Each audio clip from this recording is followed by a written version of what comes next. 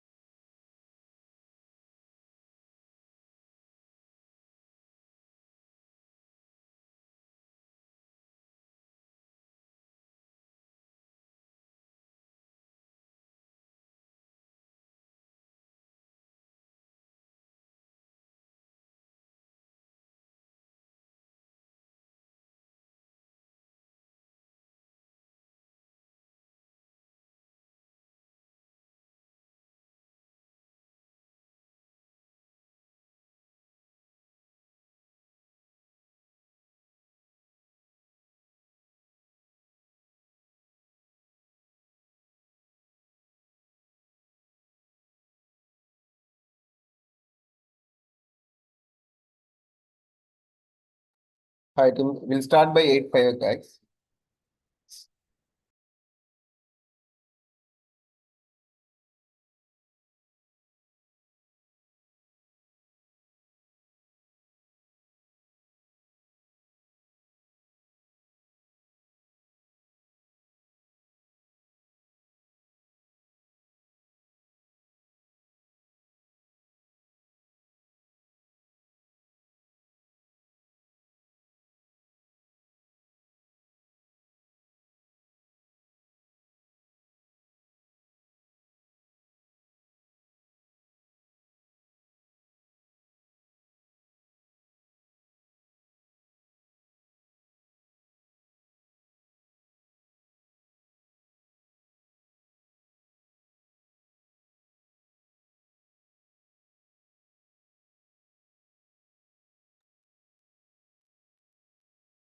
Yeah, good morning, guys. We'll start in a couple of minutes. So, who are there in only Azure data engineering, not from Snowflake background? So, maybe this session more into the PySpark and Databricks and Snowpark and Snowflake. So, the similarities and the differences both we are going to be discussed with an end-to-end project.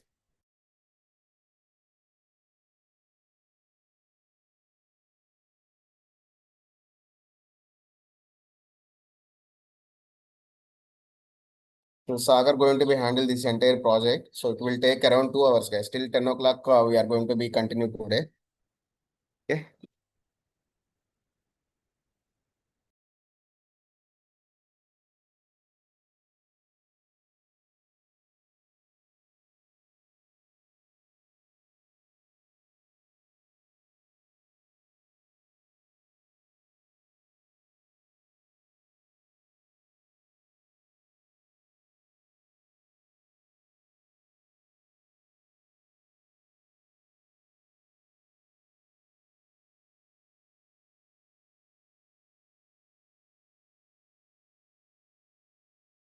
Thank you, Sagar, for joining. Amish. Thank you. Give me 2 minutes, guys.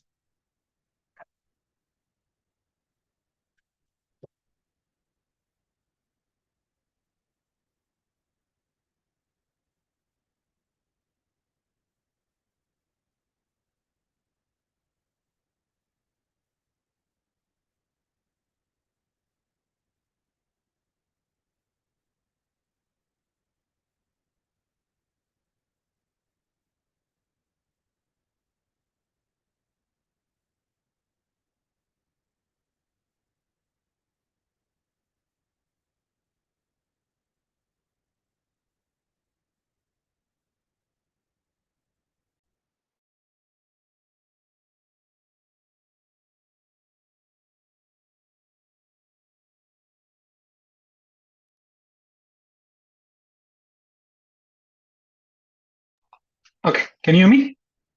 Please start recording as well. Oh.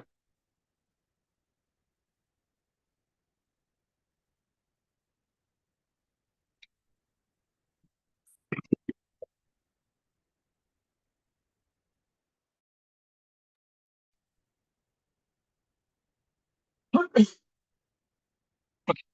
Can you guys hear me? Yeah, Sagar, we can able to hear you. Okay. Just give me a minute. Let me set up a few things.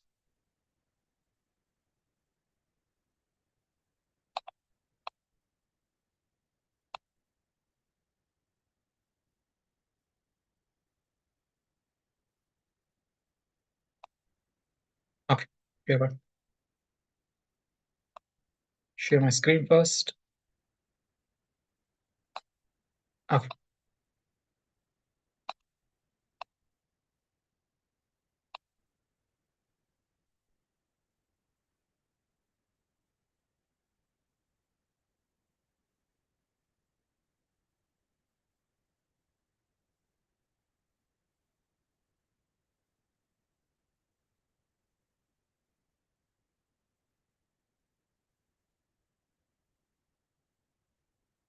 Okay, we have ample number of people. Let's get started. So what's today's agenda? Okay, why we are meeting today? I'll just brief you guys so that you get some idea what we are going to do. So the main agenda of today's class is to understand two things. Okay, one is how to implement PySpark in our Databricks. We are going to implement end-to-end PySpark, one small project. Okay, it's a project where we are going to implement end-to-end. We will read our data, we will do transformations, and then we load. Okay, basically we're doing ETL inside Databricks, but our source will be something called as AWS, where mainly we are not making use of any Azure Databricks. We are making use of community edition or a free edition, which was given by Databricks. We'll make use of this and we'll try to run whole project using on AWS. For example, if you have your source or you are integrating your Databricks with AWS, then how to execute a project. We'll just have a brief idea on top of that. Once this particular project is executed, we'll try to implement it end to end.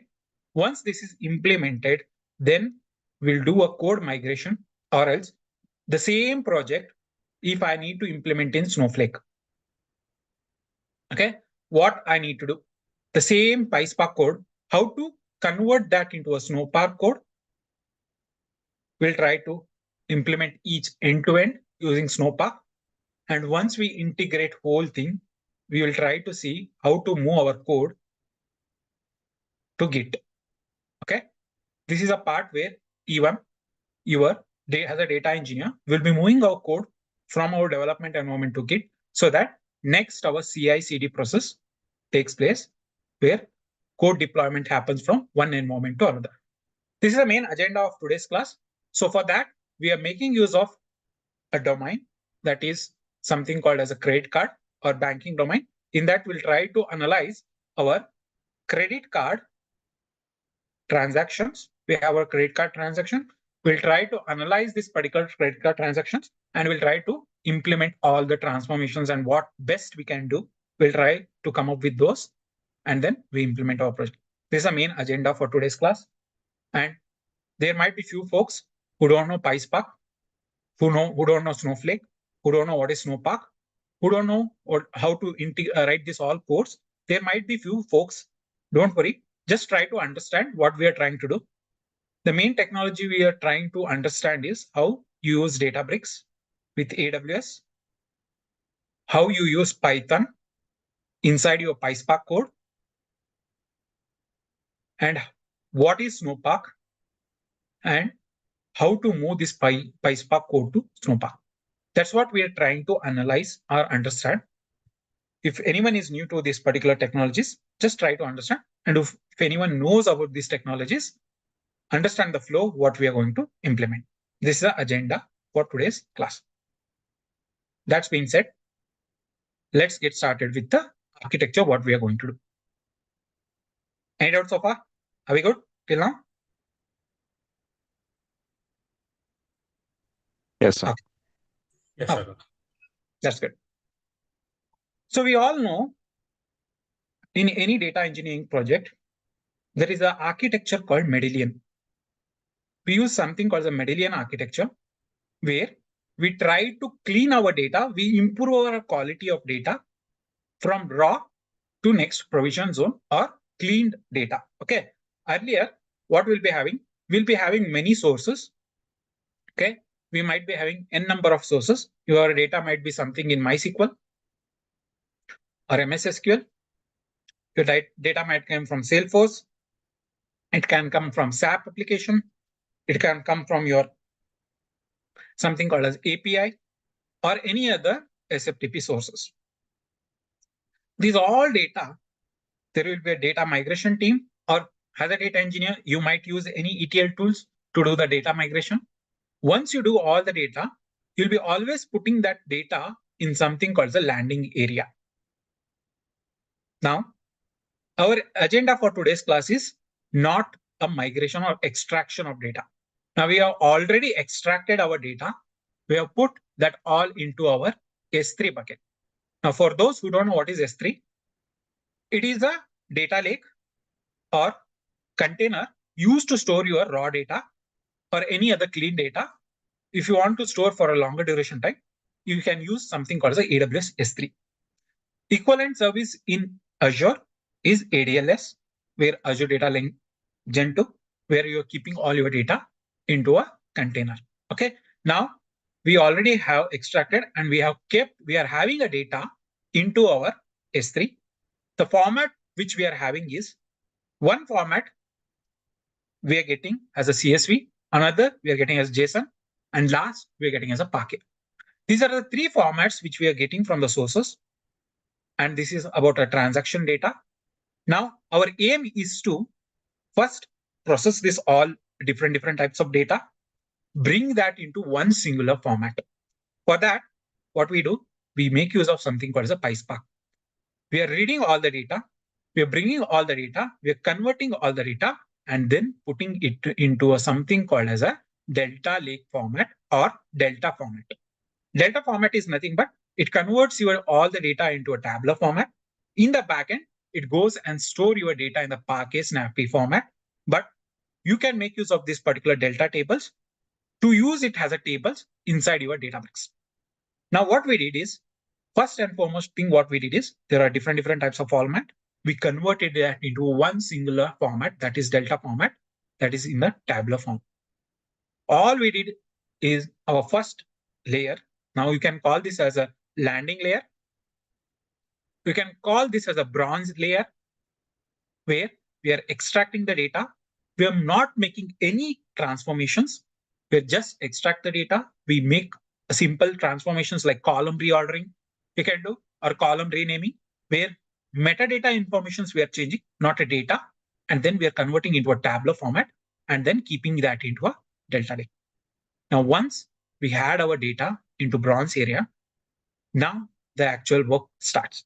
Now, what we'll be doing is we have to do a n number of transformations. What transformations we can do? We can do cleansing of data, trimming. We can do type correction, standardize your data. You do null checks. Any nulls are there, you do that. Validation of any 4 numbers, date, amount, whatever the transformations you can do on top of that data to clean that data. Sorry. To clean that data, if there might be duplicates, we'll be removing the duplicates. You're doing all that duplications, removing all the unabilities, and then move that new data into something called as next layer, that is silver. Under the silver layer, we clean our data and we move our data. Okay. And again, what we are making use? We are making use of Delta tables because there we are storing it as a tabular format.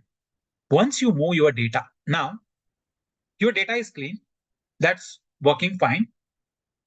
Your data analyst team or data scientist team directly come and access this particular data and start working on their reports or any model. But in some of the projects, what happens? There comes another layer called as gold layer, where what they are going to do? Now we are going to model our data in such a way that we'll convert that into a dimensional modeling. Either it is made with star schema or Snowflake schema. Now what this star schema and Snowflake schema is doing, we have one table, we have one full table. Now it's having all type of data. Now I don't want to do that.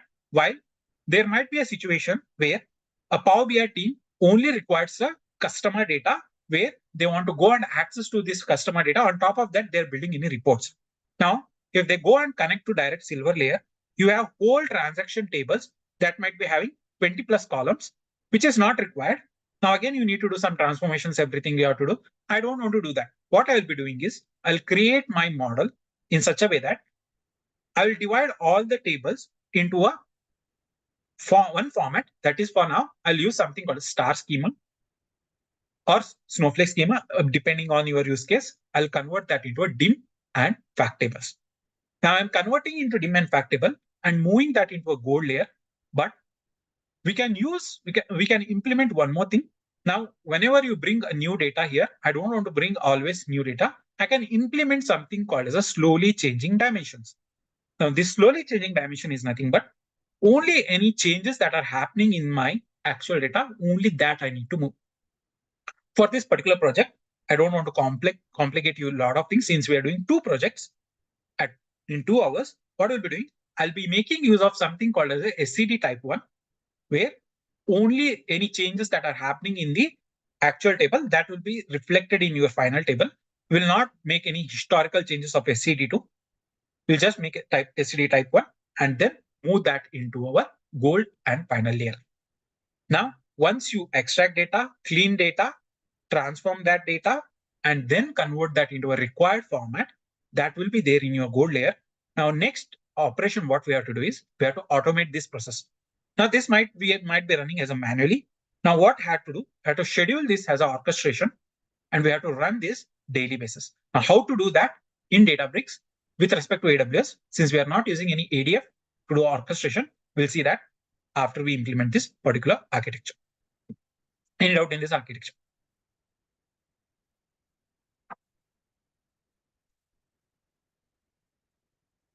Are we good?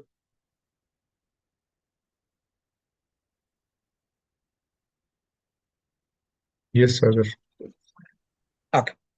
That's Yes, good. yes, Agar, one doubt. See, Yeah. how to data move to one layer? Is the any vapor using the vapor service or any? Is it directly take the any using the services like that? Whatever things you are doing, extracting data, writing data, moving from one layer to another, we make use something called as a PySpark. We are not using any ETL tools or anything. Everything we are doing with respect to the code, that is PySpark. You write a code, this will take care. Oh, okay. Okay. Hmm. Now, I will try to implement this whole project. Once I implement this whole project, I'll come back to this Snowpark. What is this Snowpark and all?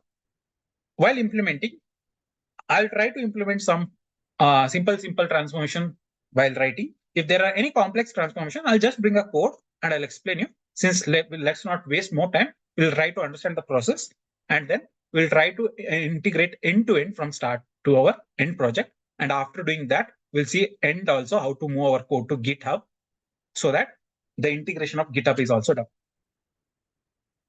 Are we okay with that? Yeah, sure. One question. So you mentioned about orchestrating at the end, right? And you use the term like you want to do in AWS or something. But this first thing you mentioned, you will be doing it in Databricks, right? This PySpark. Everything will be done in Databricks. Even orchestration will be done in Databricks. Okay. We'll make use of, Without use of ADF within the pipelines or Databricks pipelines, right? Okay. yeah, we'll use this Databricks pipeline and then we'll build everything because here we are not using any ADF because since already we are working with AWS, again using of another cloud doesn't make any sense. It doesn't put any cost effectiveness for the project. So we'll not use any ADF. Okay. Fine. Now, I have a business requirement document here. What we are going to do. Now, what's the data? What analysis we are doing? Now this says, the project says, let me increase the size. Okay. Now we're doing a credit card transaction cleaning where we are getting the main goal is to what? Build a robust and structured ETL process along with a Medallion using Databricks with PySpark and cleaning the data. Okay. Now we are having some data. We are getting data. These are the information about the data we are having. Okay. We have a raw data that is in CSV, JSON, and Parquet format. Okay. That might be in your S3 or ADLS. For now, we are using AWS S3. And we have transaction information that is ID, date, amount, status, customer ID, credit card information, all. This all is there in a one file. Okay. Let me show that file.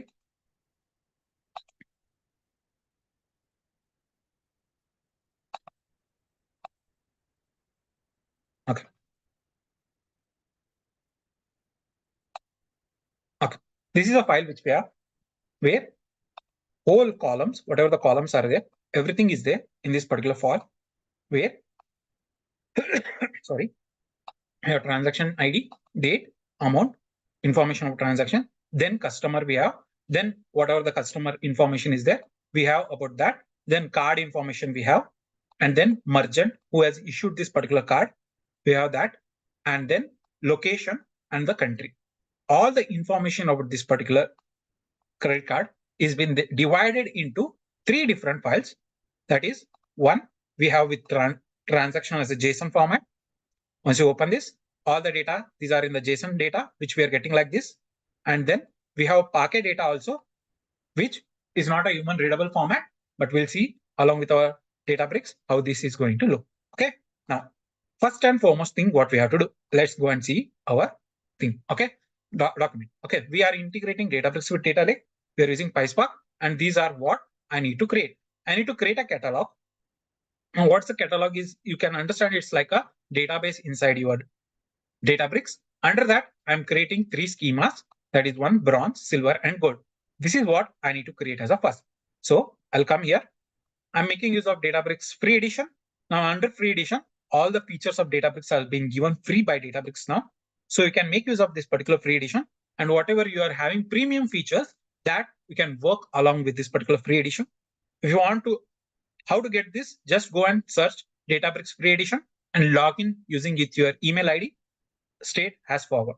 There is no much difficulty in that. Just search and then log in with your email ID. You'll be able to get this particular Databricks. Okay. Now, once I come with this particular Databricks, what I'm going to do, I'll just go and create one folder. Okay. Now, when you come with the first time, let me go if anyone is new.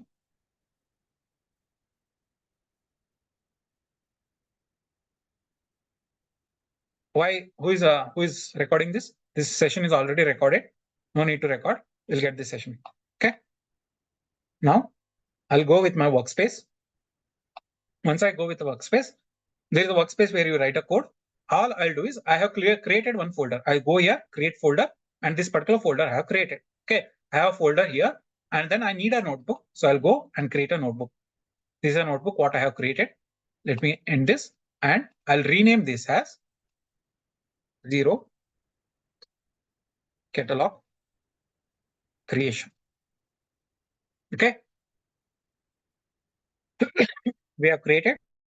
Now, once you are using free edition, you will always get one serverless feature. Now, you can't configure your clusters under Databricks because this is a free edition. They are not given any provisions for that. Whatever the serverless feature they are going to give, we are making use of that particular cluster and we are running. Okay. Now, next, what I'll be doing is, all I'll do is I'll go and bring my catalog and I'll create my catalog. Okay. To create catalog, it's same as simple. All we'll do is this. I'll go and create a catalog. If not exist, I'll name it as prod, and I'll create one schema that is under bronze. I'm going to create as bronze raw. This is my schema, and I'll just give a comment. This is for raw ingestion. Okay. Once I create this particular catalog gets created. Let it run. And if you click here, there is a button called as here catalog. If you click here, you'll see all the catalog that has been created. Okay. Once this executed, you can see one prod catalog has created. Under that, you'll be seeing a bronze schema that also get executed. Similarly, you go and execute my other schemas. Okay. I'll go. Let me make it as SQL. and I'll execute this. And I'll execute this. Once you execute, you just go and refresh or refresh the whole page. Sometimes it takes time.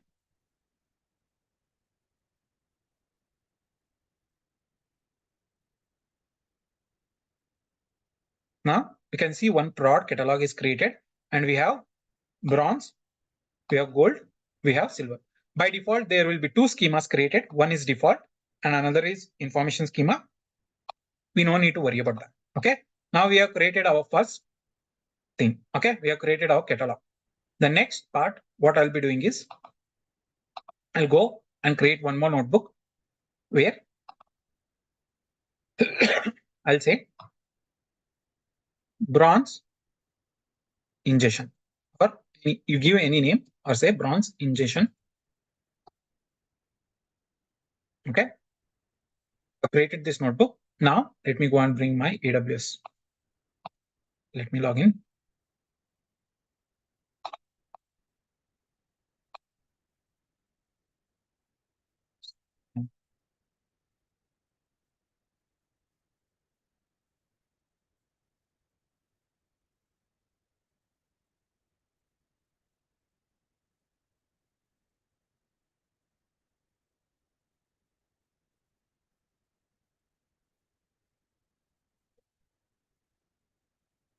Okay. Have logged into my AWS account. Can go and create a free AWS account if you want. You'll get 1 year free. Just go and search for AWS free account. You'll get and give your email details and fill few information about your credit card. You'll get a year of 1 year of account free as a AWS. Okay. Now S3 is the service where we are creating our bucket. Okay. If anyone is new who don't know how to create a bucket, just go and click here bucket and give your name. Once you give your name and just go and say at the end create a bucket.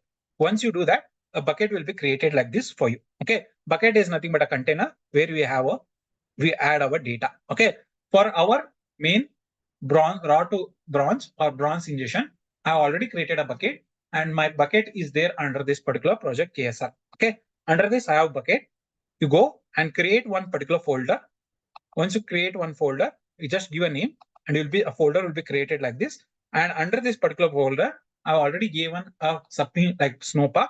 Under that, I have created another subfolder. I've added my CSV file. How to add? Just click on upload, add files, go to your local, where your local is there,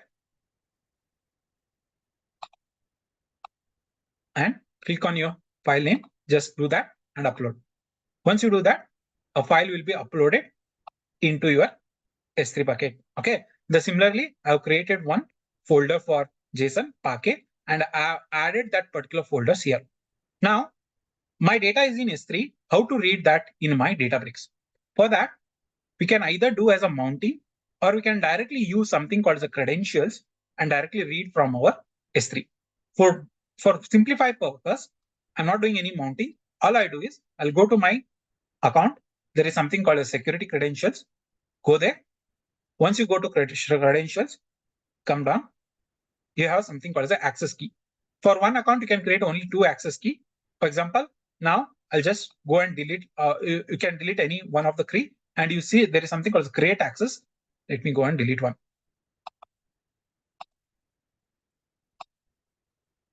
Deactivate and delete. I deleted this, and I say create access key. And I'll say I understand and create one access key. Access key is generated. Now you go back to your something called as AWS. This is how you add your information. You have access key, you have secret key, you need to give a pass your bucket. Now what is access key? You come here, there is an access key like this, copy this, come and paste it. Okay. Then what is secret? Come, copy here and paste this.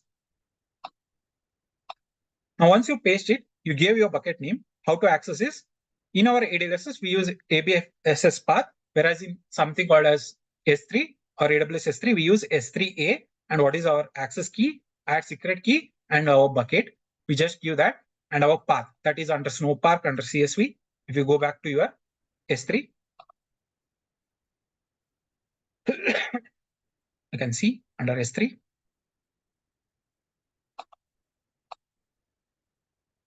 Snowpark. Under that, we have this file. I gave that particular file and I'm reading that particular file as a path. Okay. Now my Databricks with AWS S3 is connected. I have a path. Now all I need to do is I need to read that. To reading that, we use PySpark. Okay. Now for that, what I'll be doing is first, let's go and start writing the code. Okay. Now, if you come back to our document, what it says, these are the columns which we have. Okay. And if you come back to our file, if you go and see, these are the columns which we have. Now we manually we're going to read this particular schema, and then using that particular schema, we'll write that into a read spark.read, and then we'll try to read our data from our something called as this path. Okay. For doing that, all I do is something from spark.SQL dot types functions. We can use functions and then import. What are the functions you require? I required something call. I will do something called as toDate and use something here. Okay, these are the functions I'm going to use. I'll import that, and I want to define my structure. So I'll use something PySpark.SQL.types. From that, I'm going to import my struct type, struct field, string type, integer, all the data types which I required. I'm going to import that. Okay. I'll use something called as a date type also, if I require. Okay, I imported this. I need to define my schema. I'll say schema is equal to my struct field. Okay, what is my struct field? I want to give my struct field first. Under that, I'm defining my schema. Okay, for that, I'll go this and I'll open my square bracket. Now, what is my struct field? Okay, I need to give my name, and this is not the fields which I have. Let me remove this. I have this particular name first, where I say struct field. What is my first column? Okay, let me bring that code so that it is very easy to explain what are the columns we have. I have these particular columns where I define my schema. I have struct field. My first field is something called transaction ID that you can see from your CSV file. My second field is date, amount, transaction status. All these columns are defined in my schema. I'm defining as field. I'm defining it as structure. And I'm giving a what type of data type is this particular columns. For now, I'm taking all date type of data types as string. Later, we'll be converting using code using PySpark. Okay, all of that I have taken as string, and only transaction amount, which is something called as float, I have converted into float. Now we have this. Now we need to read our data. To read our data, CSV, I'll say CSV underscore df, and I'll say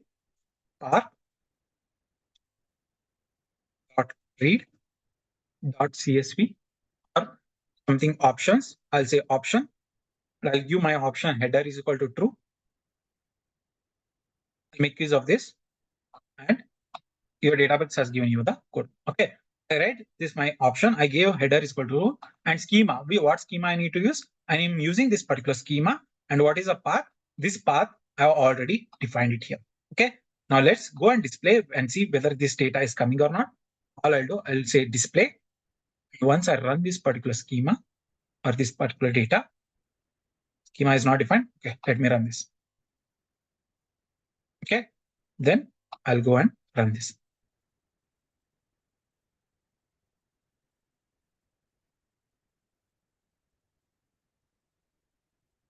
Now we have data in our S3. We just made use of something called a Spark, where I'm using spark.read, and I'm giving options saying that consider my first header as true. Schema, whatever is schema, you consider the schemas, and then you have location under this location, read that particular CSV. Similarly, I'm going to go and read my JSON data. To read JSON, I'll say JSON underscore df. I'll say r.read dot option. I'll give something called as an option, and I'll say multi-line equal to true. If there are any multi-line inside my JSON, consider that particular multi-line equal to true, and just go and read that particular JSON data. Okay. my path is this particular JSON data, and go and read and display that. Once I do display, it will go to my S3 and it will read and it will convert into a required format. Okay. Now, if you see here, this particular data had few different column structure, and this particular data has different way of representing column. That is, rearrangement of column is different. That is one of the issues which we are seeing. Now we have one more data, that is Parquet data. I'll say go Parquet underscore df, and I'll just read okay. And even option schema I need to give. I'll say dot schema has an option.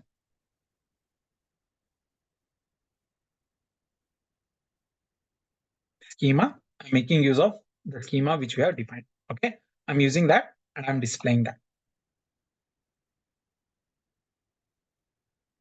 Okay, we had our data that is residing in our S3. We brought that and all the data we have read into something called as S3 or into our data frame. Now the issue what first we saw is there is certain reordering we have to do. We have to make sure that columns are not in a one order while combining all this data into one data frame. Now we have all the structure is same, everything is same. We have 400 records in one record, 320 in another, and another 280 in one more file. Now the main aim is we have different sources. We have to convert that into one singular format, that is Delta format. So what we'll be doing, first we'll make use of something PySpark and then try to join it. Before doing that, I need to make sure that all my column orders remain same. So I'll define something my column order first. I'll say something like this. I'll say these are my column orders, my transaction ID, customer ID, all the IDs should come first, then customer information, then transaction information, then something called the merchant information. You bring all this and define this ID. Now, instead of going one by one and applying this select, I'll use something called as data. I'll define one function and I'll say align. For this align, I'll give my something called as a data frame as a input. Okay. And then I'll say return. You return me data frame dot what I select. And I'll make use of Python again. Say inside this particular function, I'll make use of list comprehension. I'll use for any C in schemas which we have defined. What I need to do, I need to make that particular column. Okay, I need to get a column. So I'll say, let me take this as column. Okay, of C. What I'm doing, you go and loop into this particular list and bring that select column, whatever the arrangement is there. Once you loop that and bring that select in this format. Okay, I'm aligning. I have defined this particular function. Now I need to go and assign that function to my data frame. How to do that? All I'll do is I'll go have my CSV data frame. I'll go there. I'll use this particular align function which I have defined. I'll say my CSV data frame. Okay. Similarly, I'll go and do for data frame and then Parquet. Okay. For that, let me go here and show one by one. Okay. I did this. Once I align this particular data, now all the data should come like this. First, ID should come. Then my transaction date, information about my transactions, that will come. And then we have customer information, then card information, and then at the end we have this. Similarly, I'm going to do that for my something called as JSON data, and I've aligned that particular data, and then we'll get that particular data also in the same order which we require. Similarly to that of Parquet. Now that we have aligned 3 data, I want to combine all this. Now, when your structure is same and we want to combine multiple data frame vertically, we use something called as union in our SQL. The same concept, I'm going to do that, and I'll say combined underscore df equal to CSV underscore df dot union. My next union will be something JSON and then something called as a Parquet. Okay. Once I do that, I'm going and displaying. All I did was union this particular data frame with this, and then display. And once you do that, you have all data that has been displayed under one, and all 1000 records we have brought and combined from different sources and converted into one singular format. that is combined DF. Now, what we have to do, now once this particular combined DF is there, I'll try to optimize this particular before writing. Okay, I see that there is something called as a transaction date where I can partition before I can do a partition by and then write into a table, which makes that in the backend it is partitioned by. And whenever we are doing any filtering on top of our something called as that particular data, we should only go and get from that particular partition, and we are improving our performance. To do that, I'll come up with one more column for this combined DF. Say combined DF dot with column.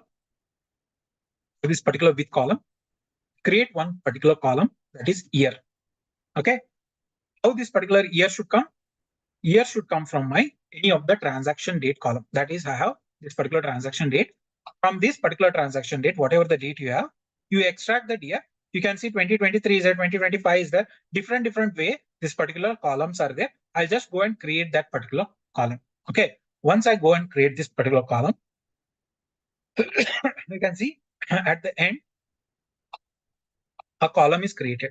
Now, using this particular column, I can make use of something called the repartitioning, where if in the backend while creating this particular data, when we write all the columns with respect to year, that is 2025, go and combine it to one single partition. So for that, doing that, all I'll do is partition or any partition DF, I'll say equal to combine DF, whatever you have, dot repartition by this column year. So optimize this my code. Once I optimized, I'll go and write this particular partition as, instead of writing this as a Parquet output, I'll go and write it something called with respect to my data frame. I'll say save as table under product dot schema is something bronze which we have created. Let's go raw, and then we'll give a name called as a transactions. TRA transaction. Let me use the spelling correct. TRAN SA ON S. Okay, and I'll write it.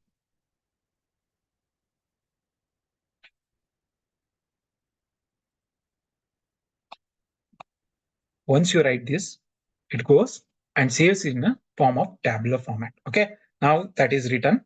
Now I'll just duplicate this. Go to my catalog. Go to my prod. We have bronze raw and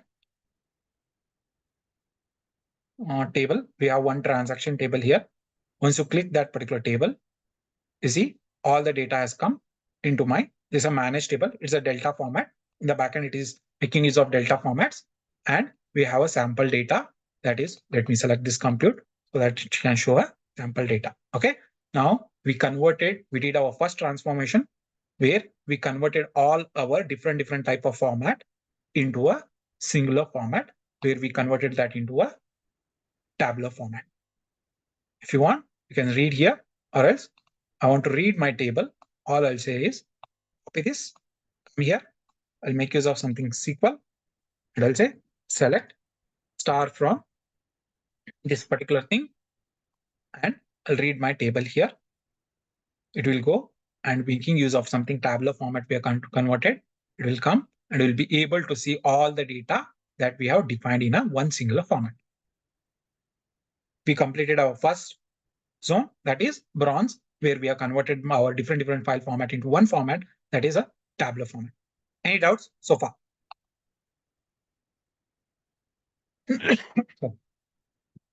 Any doubts so far?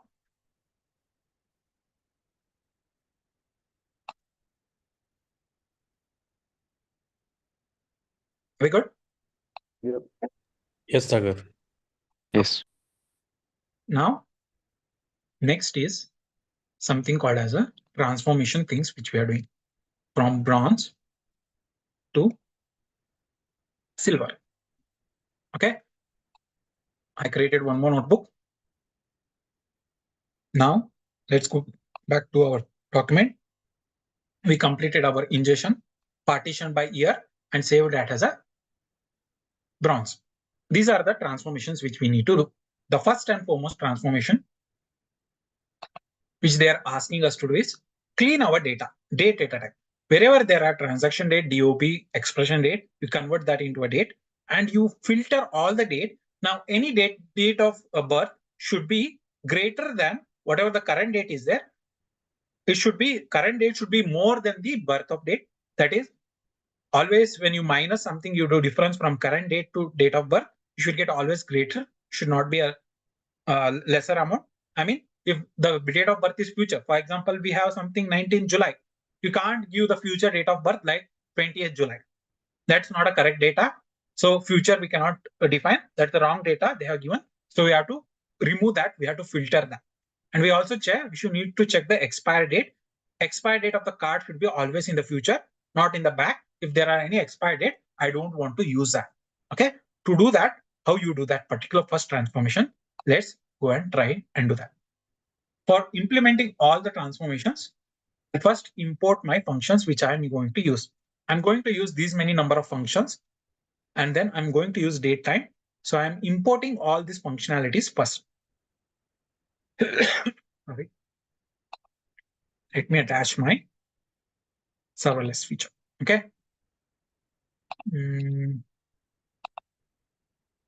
Let me do one thing. Go. Okay, error while please contact. Okay. What I'll do is go general compute, start and attach. Okay, it's not attaching. Let me go this. But this should not use. Let's see. It is not supported. Let me go to compute first and terminate this. Because you can, I guess you can use only one compute. That's why it is not allowing. Okay, we have terminated that. Let me go back. Recent we have this.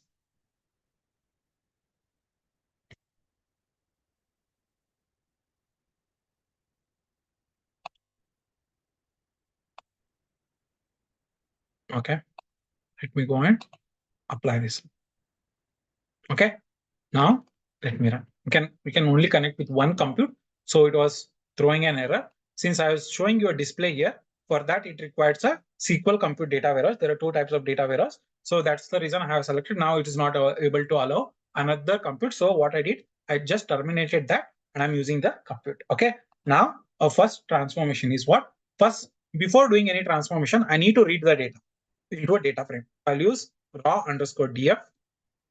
It is my raw data. From where it is coming? It is coming from a table, park.table.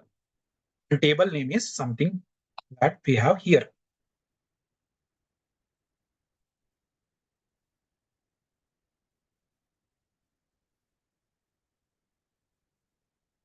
Okay, this is my table name. I'll put it here and I've read my data into a data frame. Okay, now all the information is there in the data frame, whatever there inside this. On top of this, I should start doing the transformation. Okay, first transformation is date handling. I'll come here and I'll put this. All I do is I'll bring a piece of code and I'll explain it. I brought this particular transformation where I said with data, any date format I need to convert, I'll be using something called as toDate, where with column I first select that particular date. I'll convert whatever the incoming date format is there. I'm going to give that incoming format. By automatically what your PySpark will do, whatever the date format is there, YYY MM DD. This is a format that your actual PySpark will understand. Please go on mute if you don't have any doubts. Okay. Now this is what your actual date format your PySpark is going to understand. So I'm going to use something DOB. I need to convert into a date format. So I'll use something called as toDate. I'll give my column name and whatever the incoming date format. Okay, if you come here and if you see your bronze data and your date format is something YYYMMDD. Okay, but that is still there in a string format. I need to convert that into a date format. So I'll use toDate and I'm giving my incoming date format. Similarly, I did to transaction date and expiry date. Now I need to filter all the data, which was this. This was the requirement where I need to filter my data where I have, let me make use of this markdown. I'll do this. I'll put it here. I'll say format. Okay. Making use of EI inside my Databricks, format this particular comment. Okay. I'll accept this. Now, first I did was date of birth. I'm going to put as a filter. I'm taking something called the date difference, where I say current date and any date of birth. If you're doing any difference, if that is greater than 0, and that's a valid record. And if you have any expire date and the current date, if that is greater than 0, then that is a valid record. So only those record you go and select and apply my date filter. I went and I applied my first transformation. Now this particular transformation has been applied. If you want, you can go and validate that using display. And if I run this particular date format, this data frame will come here.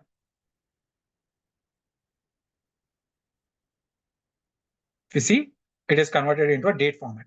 DOB converted into a date format. Okay. And you see there is 983 records. That means there are, out of 1000 records, there are few filtering information which I have to do that has been removed from that particular data, and only valid data is coming out of this particular data frame. Sorry. We did our first transformation. This is our second transformations, where we have fields like customer name, merchant name, city, these all things. We need to remove our non-alphabet character. We need to trim our spaces and apply initial cap to this particular, whatever the data is there to that. And there are certain columns where there is a missing values for transaction date, customer and customer ID. Remove, check those things and remove any duplicates are there on top of customer ID, transaction ID. You remove those duplicates. This is our next transformation, which we are going to do. This is the requirement. Okay, I'll go and convert this into markdown, and I'll give here, and I'll say format this.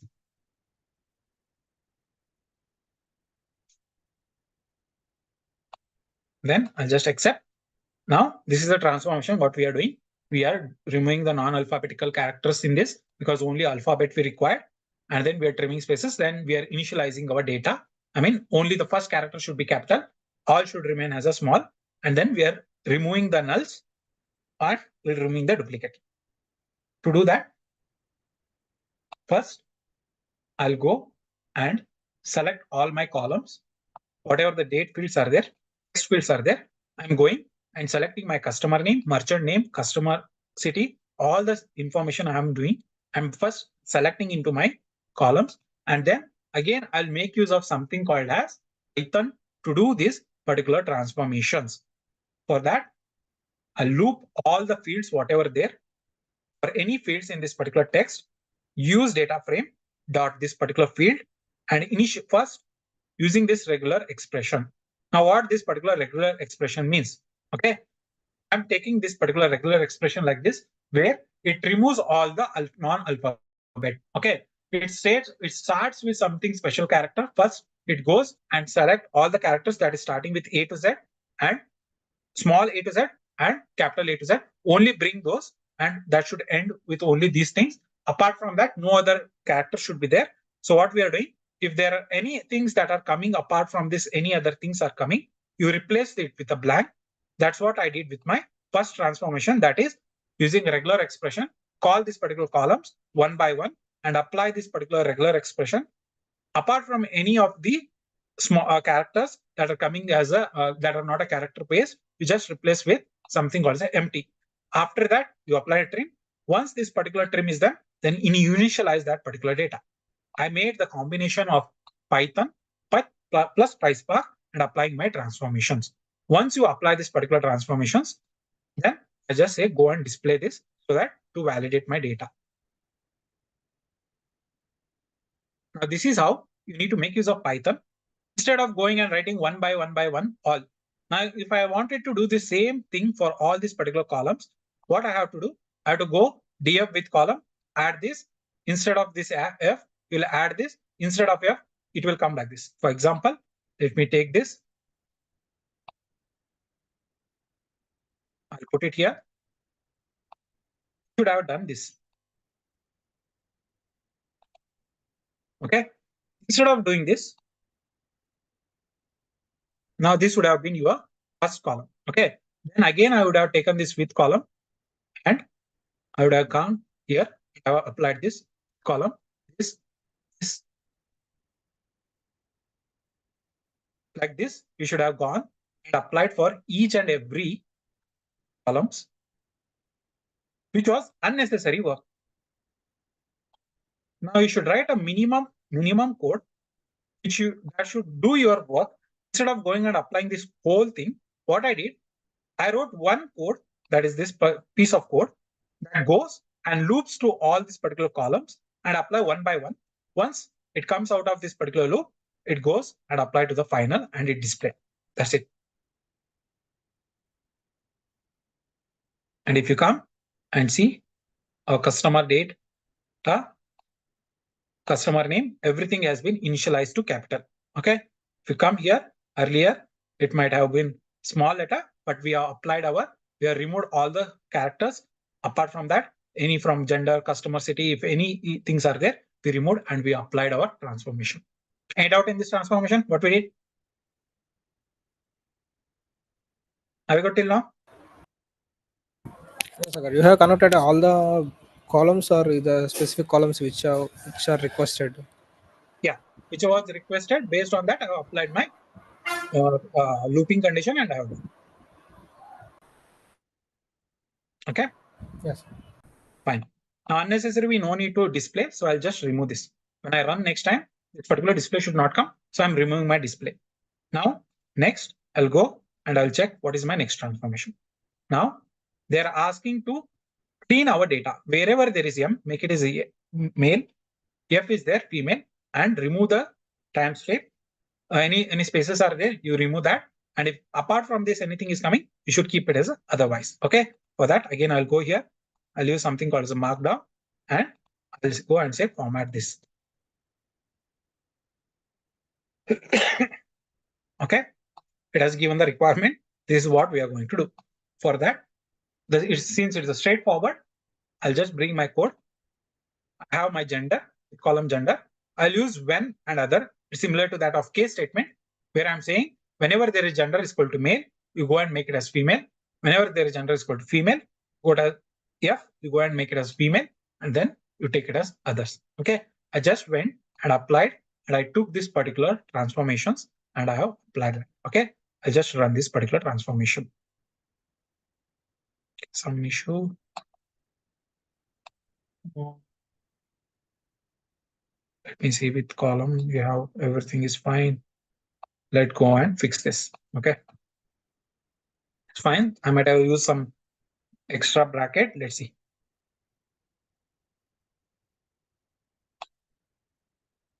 Okay, same code it gave. Fine. Then it went and it has replaced. Okay. To check that, I just go and display my data.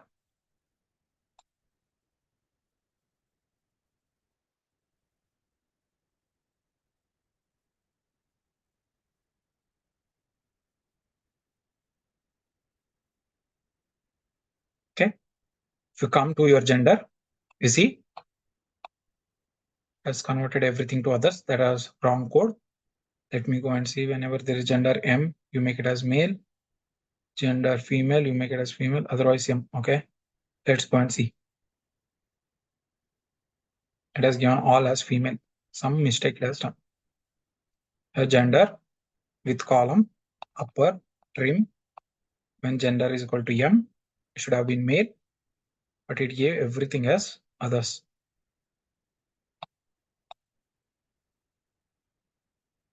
Let me rerun this again. Let me come here with column. I have gender. When upper is equal to gender is equal to M. Then make me female. That is correct. This is also correct.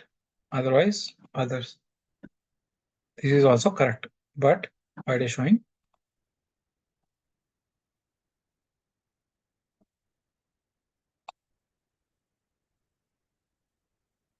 Everything is converting into others. We did correct. There is some mistake in the code. Let me bring the existing code.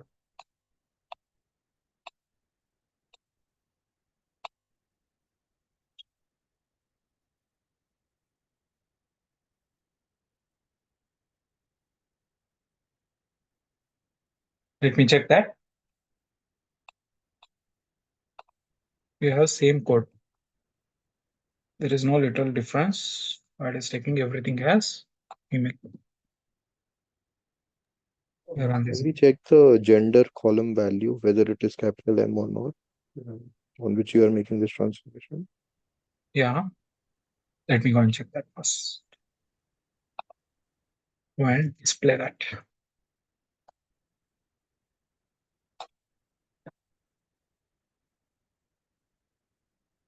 Okay. It is also here also it is coming others. Let me run from start.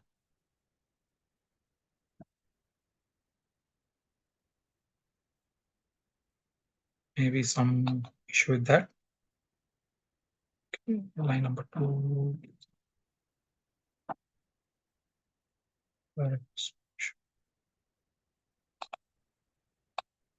Issue. Oh, this is not required. Okay. Now let's go and see the data. We have M. We have M. That is gender equal to M. Correct. Do you need to close the brace after gender?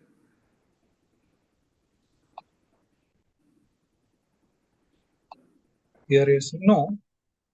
This is my first case. I'm doing this. No, the line above. After gender column, do you need to close the bracket and then do when upper dot when upper? I mean, yeah, just closing brackets after that. I mean, with column gender and close the bracket. With column gender.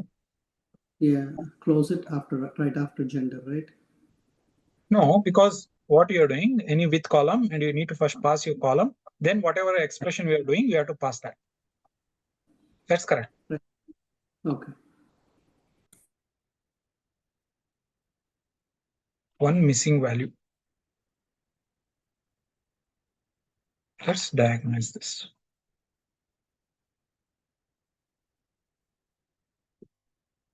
Error is usage of when. So it says when. It gave the same code, literally. Okay. Let me copy this and put it here. Okay. We have gender upper. It gave literally the same code. Let me run this. Yeah, now it's converted. Some issue, but yeah, it converted into others. Now for others also, I need to convert it into uppercase. So what I'll do is I'll go and make it as upper. Otherwise, upper. Put it as this. I'll put this as others here. And upper, I'll copy this and I'll put it here. One extra column. Yeah, one extra column we had. So again, I need to run. Since I already run, let me run this one more time.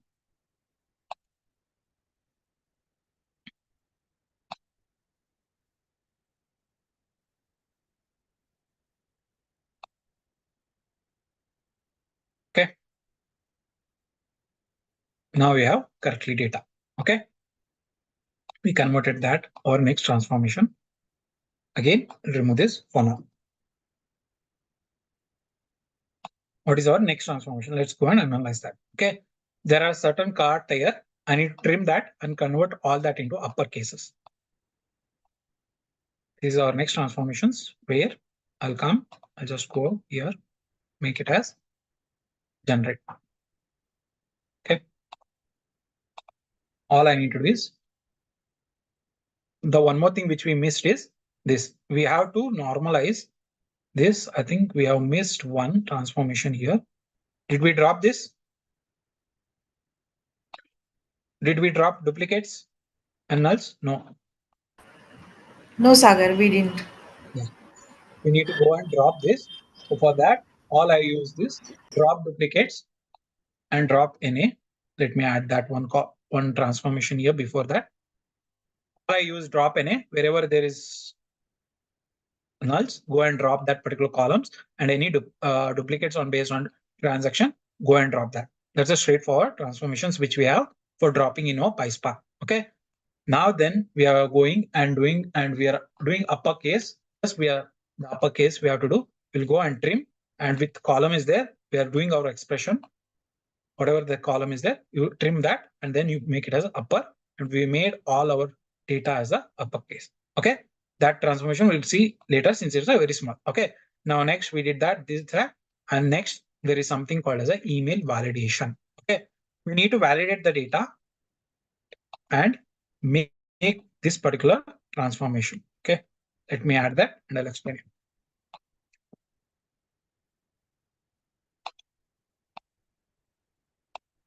Okay. Now we need to match our email should be how any words or any other characters at the rate of my word dot any other word that is .com. That is how I need to validate my email. For that, again, I'll make use of something called as a regular expression where I'm saying I'm validating my data. I'm taking email where I'm checking my first, whatever the any starting with a word, words are there, plus at the rate of words are there, dot at the rate of ending with words. If these are valid, then it is something called as a valid email. And I'm converting everything into a lowercase because usually email address will be in the lowercase. I'm converting that. If nothing is there, then you go and put it as something called as a none. Okay. If that's the case, if these conditions are not matched, make it as none. Okay. The straightforward validation I have done, and I've converted my data frame where I just converted into word at the rate of word and .com. That was my next transformations, which I did. Okay. Then I need to auto fill certain things. Okay. It's saying that if the customer name is something null, then we have something email ID. Just extract the whatever the name we have before our email that can be used as a name. We can go and do that. If this is not a condition, go and retain whatever the values are there. Go and retain that. Okay. The same transformations what we did. Again, we will make use of regular expression. We'll try to go and match that, and then we bring that particular expression. For that, we have this particular transformation. Okay, the customer name, I'm saying whenever their customer name is null, you go and extract regular expression. Before at the rate, whatever the words are there, you go and extract from my email and put that into a customer name. Sorry, that's what we did with this next transformation. Okay, next there is a phone number validation. We all know a phone number should be something 10 digit. If that is greater than any 10 digits, go and remove that particular phone numbers. Okay, that's what we did with this, and we are generating our phone number. We are keeping that, and we are cleaning our phone number, and then bringing that again using something called as a regular expression. I'll go and match my phone number. I'll check my length of a phone number. If that digit is 10, then keep that as a phone number. If that digit is not 10, go and make it as none. Okay, I'm just making use of PySpark and Python coding, and I'm doing transformations and doing cleaning of my data. Any doubts so far what I did?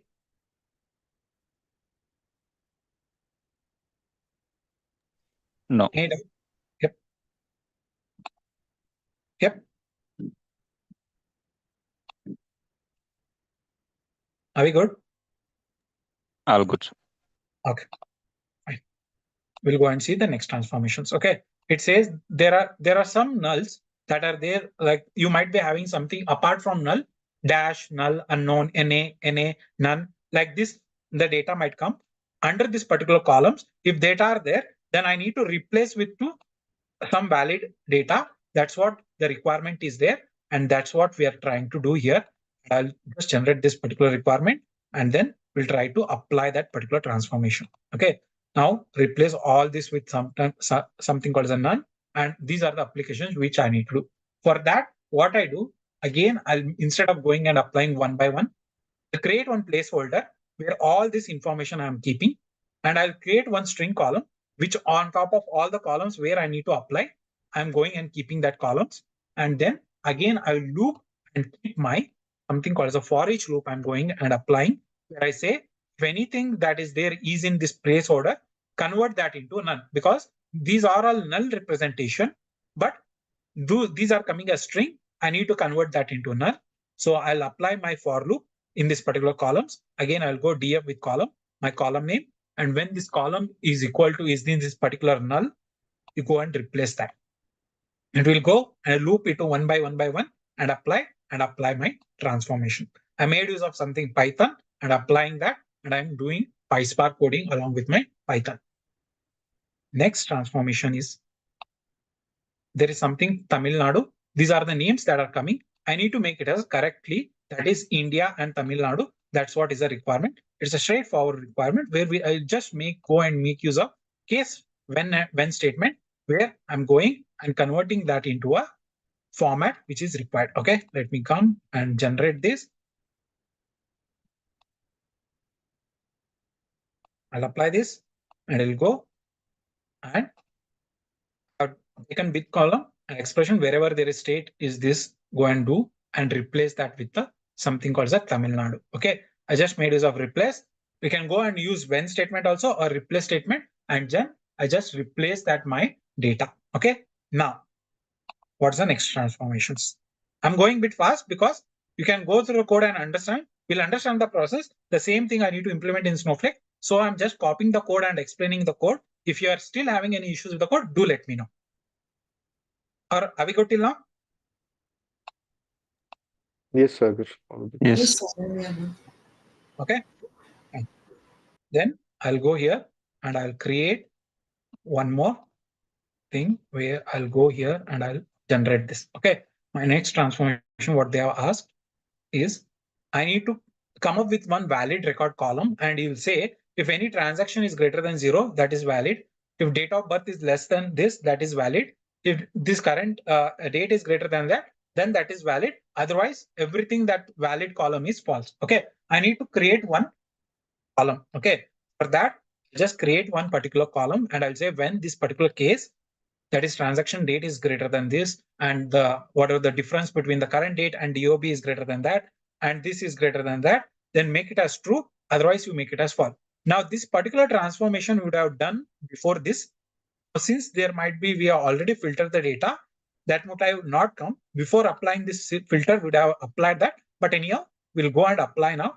If there are any issues, it will come. And that has been applied here.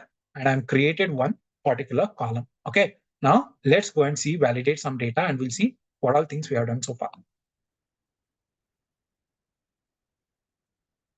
Display, and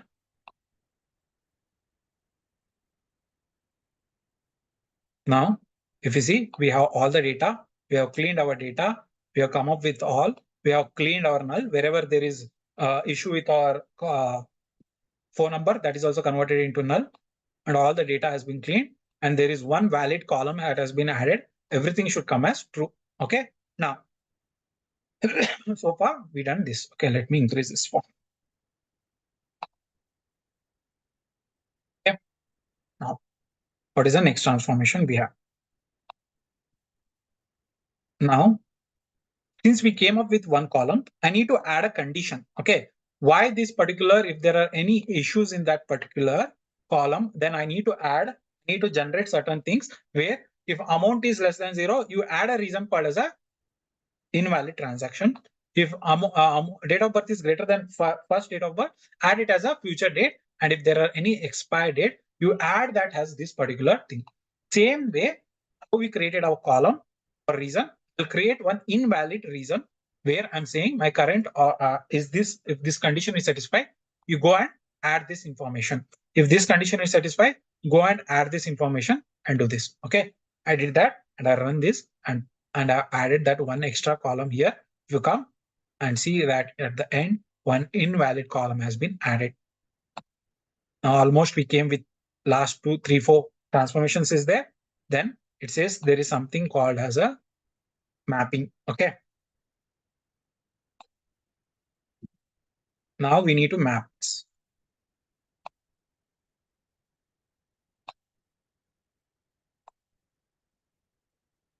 Generate, let it generate or else. Stop. So it should be on this MD language and then delete this, come as a text. I'll put this here and I'll say generate.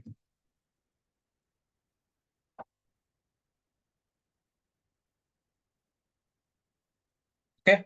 Now what it is saying, we have these certain things where Bangalore should be mapped to something Karnataka and this is my ID. Mumbai should be mapped to Maharashtra and ID. Chennai, this Karnataka and ID. I need to normalize my city and code. For that, I need to create one function. If these particular cities are there, go and map to this particular state and IDs. If no other cities are found, go and map it as this particular ID. That's what I need to do. Now for doing that, all I'll be doing is I'll go and create one function.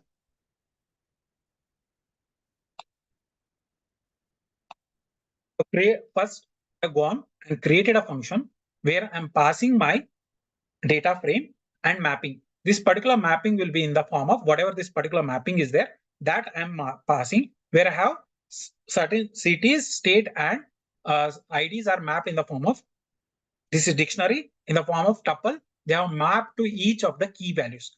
Now I need to loop this. For that, I'll say for city, this is a city, and in the loop that is state, comma, location, ID, or whatever is there, that is coming from this mapping dot this. Whatever this mapping is coming, dot items, I'm going to loop that and I'm going to put my data frame where I'll say when city is equal to this particular city, whatever the city, go and put this information on the form of state. When location, when city is equal to this city, go and put wherever the location ID is there, go and put that. I've created one small function and then I'm passing my dictionary and I go and apply my data frame, whatever the data frame is there, I'm going and applying my data frame where city and column mapping is there, which is coming in the form of dictionary. That is one key and another is tuple that is coming in the values field. Sorry. I went and applied this and I have normalized my city also. If you come here, now when what was Lucknow, Uttar Pradesh, Ahmedabad, Gujarat, this is working fine. And IDs, location ID, where is location ID? You might be having location ID, location.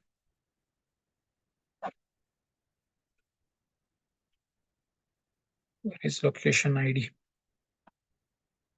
Yeah, location ID is in the start. You can come and you have converted. Now L007. L007 is something Gujarat, Lucknow, Uttar Pradesh. That is what happened here. And if you come and see your data, you'll be having same thing with respect to Lucknow and Uttar Pradesh. Any doubt in this? What I did? Any doubt in this transformation? No, sir. Okay. Next, I'll go something normalize. My next transform is something like this, where it is saying go and normalize our PySpark. Using PySpark, go and normalize. I'll generate this. If there are any success, go and put as success. If any failed and failed is there, failed. Fraudulent, you go and put as fraudulent. Any other things are there, you go and put as unknown. Now again, this we can do with respect to case statement. Similarly, we have two transformations. That is at this I'm putting, and whenever there is lower, whenever the case is in success and this, go and put as success. Fraudulent this, and similarly to that, we have our last transformation. That is this normalize our ATM also. That also we did along with that here. Okay, put it here. I'll just mark it as comment. I've done that and I've cleaned my all the data. Okay, I've cleaned my data. Everything is fine now. Now next, I need to go and write that into my data frame. Now again, to write our data frame, we need in the correct order, the column orders which we require. So I'll go and organized my column. What we did in our first format, I just organized my data. This final data frame is coming, and then I'll go and write that to my silver layer, that is here under prod.silver under clean transformations. I'm writing in the form of delta on saving it as table, and I'm overwriting every time when you do the reading from my bronze. Then, okay, let me go and write this first final, and then I went and I wrote that into my bronze. Now, once that writes, if I want to read that data, I'll come here, say select start from this, and be able to read my data.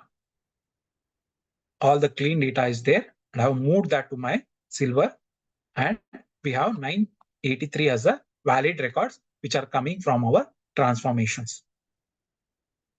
We went, we cleaned, and we implemented our second layer from bronze to silver. Any doubt in this? The new columns which we created by transaction, like location ID, reason code, all that will go at the rightmost side, right? Because you in the order you only mentioned the existing one. Yeah, which order I have mentioned in my target column, how that particular order should be maintained. I'll mention that, and that columns only will go to my clean data. If there are any other columns which are not required, I'll not add that. And the new columns which we created, like location ID, Now, like if you want, you reason can code. add that. For this particular code, I have not added. Okay. If you want, Okay, I thought they will automatically come at the right side in this. Yeah, that's what. Now what happens is, now this is one of the requirement I have done. There might be one more table I need to create where these valid reasons are not coming. These are the unwanted records. These are wrong data that is coming. I want to put that in a wrong table. Now you select those column and then you write to that table. Got it? Okay, for example, if there is any new schema changes, how will this will be handled?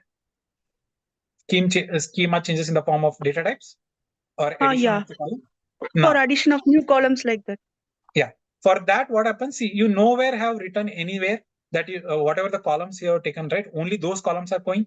You have not any. If suppose there is one more additional column has come into my data frame. I'm doing my transformation. It is reading every time. But what happens? That has been not read. That has been not read in my final data frame. That is target data frame. Only whatever my selected columns are there. So I'm handling that. Now, what you want to have all the columns at that time. I won't select this.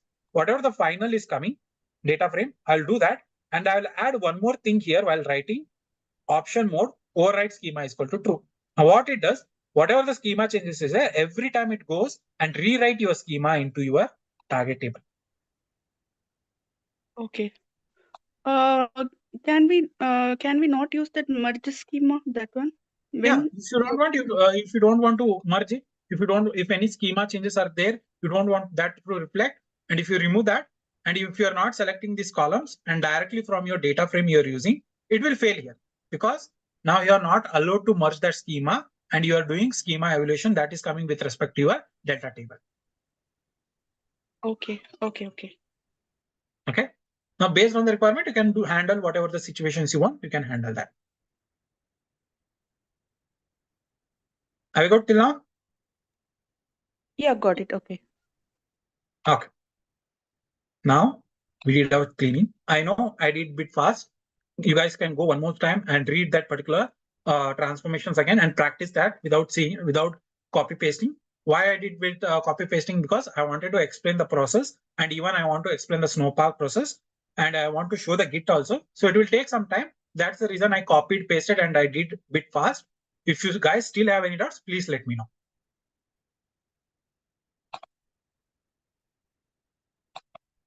All good? Yes, Sagar. Okay. Now, our next layer, that is something called as I have silver to gold. Okay. Now I need to run and I need to do a transformations with silver to gold. Okay. Now where I'm implementing this particular data model, I'm implementing my SCD. Okay. To implement this particular SCD, first I'll give one small example. this particular dynamic SCD which I have written code. I'll show you that so that you guys can have that understanding, and then we'll implement our real code. Okay. Now, I just created one data frame. This is my temporary data frame as a source. Now, since my target is not there, I'll just create one dummy target, and I've given my primary key as ID. Whatever the IDs are coming, that are the IDs which I'm going to implement SCD1. To do that, I'm using this ID. Okay. Now, what I did is, if there are no target name, based on this particular target name, there is no data, no table, go and make use of this structure where whatever the source is there, you make use of structure. 1 is equal to 0. 1 is equal to 0 is nothing but this data does not exist. That is only structure it is making and creating that particular structure as a table. Okay. Now, sorry. What I'm doing is I'm writing one dynamic merge statement. Okay. Now, anyone here who don't know what is SCD1? Anyone who don't know SCD1 here?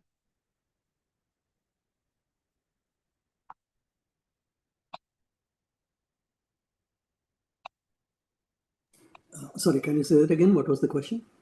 Anyone who don't know what is SCD1? SCD1. Yeah, I don't know what it is. Okay. Now, these are in dimension modeling, we use certain types of model, that is SCD1 and SCD2, which are mainly used for tracking our historical changes. Okay. If historical changes are nothing, but in our source, we have 100K data and next day 1K data is coming. I need to make sure that while processing this data, only this 1K data has been written, not whole 100K data. This is one of the historical incremental type of data loading we will do.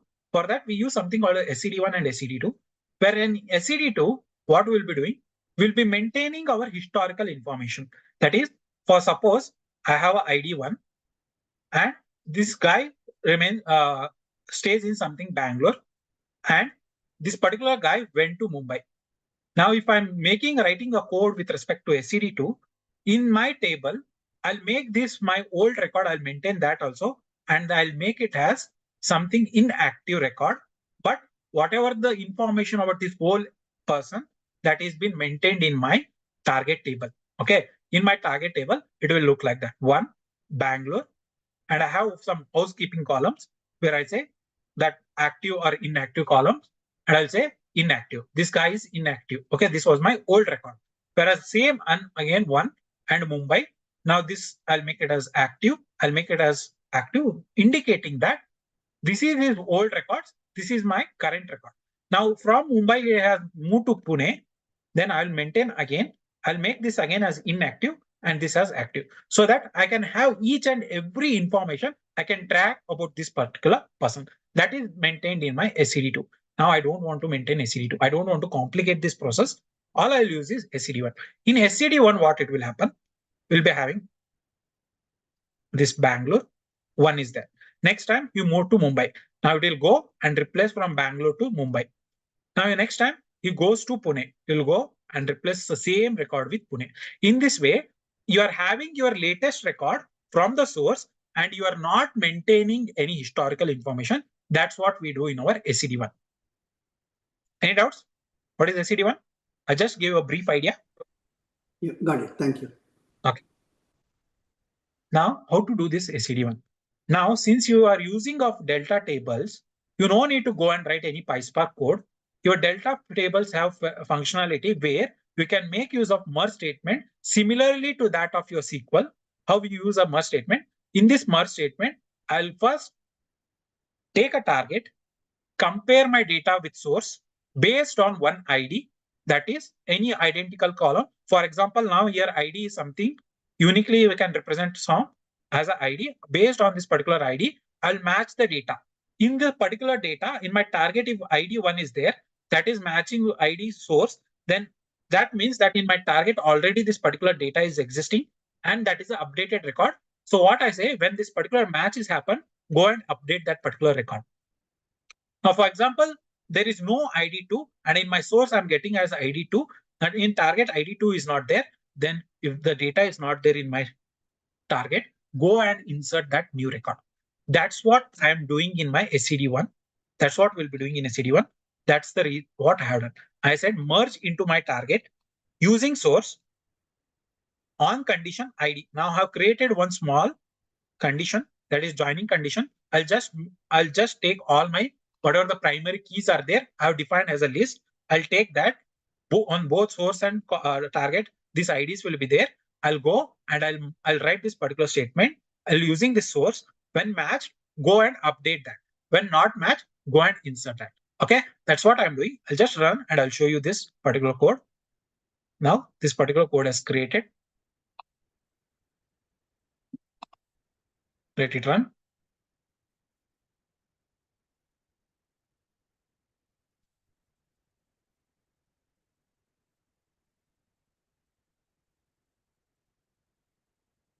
Okay, it's taking time.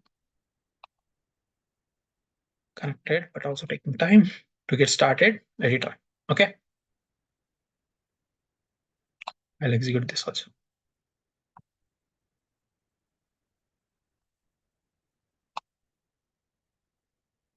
Let's reset. Some issue might be there. I'll go and reset.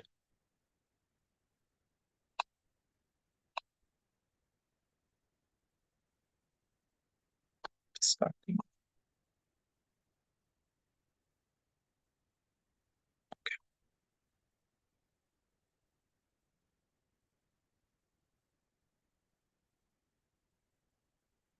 Okay, now it is executing.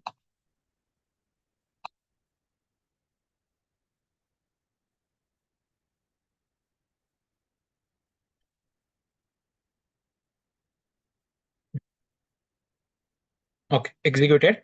Now this is our source. Okay, in my source, I have this particular, I'm inserting this particular in the first time. So what happens? It reads this particular source. This is a structure. And if the particular data or table is not existed in my target, it will go and take this particular structure and creating my target. Okay, it created. And then once that create is done, I have created dynamically. It went and did this. Okay, in my target, this particular table is not there. So using this particular delta, go and create. Okay, and what is my ID columns have passed? I've passed in my primary column something as ID. Based on this, I need to match. So this particular expression where it goes and say ID is equal to target.id, source.id. And dynamically it is creating this merge statement. It says merge into my target using source on this particular ID. When this particular condition is matched, go and update. If not matched, go and insert. That's what it did and went and into my target. It has given my already there were few records in my target. It went and it has updated that and it has brought. Any doubt what this particular dynamic SQL is doing? How this is created? Any doubt in this?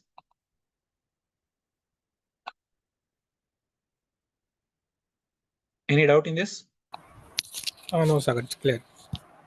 Yeah, that's good. Yeah. Okay, I'll just comment it for you guys to later refer this, how it's working. And then let's come back to our main code. Now, same thing I'll be doing here. What I do is I'll take all my code and I'll explain you at once. Okay. Now I imported all the functions which I'm using. I created a function, the same function which I showed you here, which we are applying our merge statement. I created it as a function. I'm giving my inputs as source, data frame. Target should be one name, which I'm passing as a target name. And primary key, I'm passing it as a list. And I'm creating something source, whatever that source data frame is coming, I'm creating as a temporary table. If that is not present in my target, go and create that target using the target name which I'm passing. Go and create a table using a structure that is coming from source. I have my on condition where I'm passing my matching condition, and there is a Spark SQL I'm using, and I'm making use of this merge statement. Now we are doing this validate and bid it. We are coming up with this. We need to come up with these tables. Okay. Now from my main table, this transaction table, one fact table, I need to create something called as a transaction. where in fact we'll be only having something that can be calculatable data. That is amount, any additional kind of data which we do, that will be adding in my fact tables. Whereas dimension tables are the one where descriptive type of data are there. So for example, what is information on customer, merchant type, what's the car, what type of card, what is date, this kind of data we are going. And we'll create one dim table always, where we'll be keeping based on certain date, like from start to end, there will be a certain format. From start to end, all the information we are going and keeping in that particular dim table. On the go, we'll be creating that. Okay. For implementing, these are the columns. They are saying dimension table should be my dim customer, dim merchant, dim card, and dim location. These are my primary keys for this particular table. And what are the columns required is customer name, gender, DOB. These all are coming from where? This transaction silver. Out of this, you need to select these columns. For that, you apply a logic using something on the primary key, apply the logic on SCD2, and come up with this dimension table. Next, you create one dim table where date should range from 2000 to 2035. This is my least date I can have transaction. This is my highest date where I can have transaction. In this date, in this table, create this particular day like columns where date, month, year, everything is there, and populate this particular data. And every time you run, for example, you are running next day, the next date should come. So you do full override every time to refresh this particular date column. And then last, there is something called the fact columns, where that is also coming from your silver table, but it has all the foreign keys of IDs and only the calculatable columns, that is transaction amount and few type. These all information, you add it. You don't need to implement any SCD on top of this. Go and write every time full override or full load to bring every time this data. To do all these things, you go and create one function and apply. That's what requirement is done. And to success, I need to create 5 tables, and these all tables should be created. This is what requirement for your gold layer. Are we good with the requirement? What we are doing? Are we good with the requirement? Yeah. Yes, sir. Okay. For that, I'm going and creating one dim table where my start date and end date I have given. I've created a data frame. I'm giving a range and I'm selecting my columns, year, month, date, week, everything using explode function. What explode function will do? It will convert everything into columns and it will create one table for me as a dim date.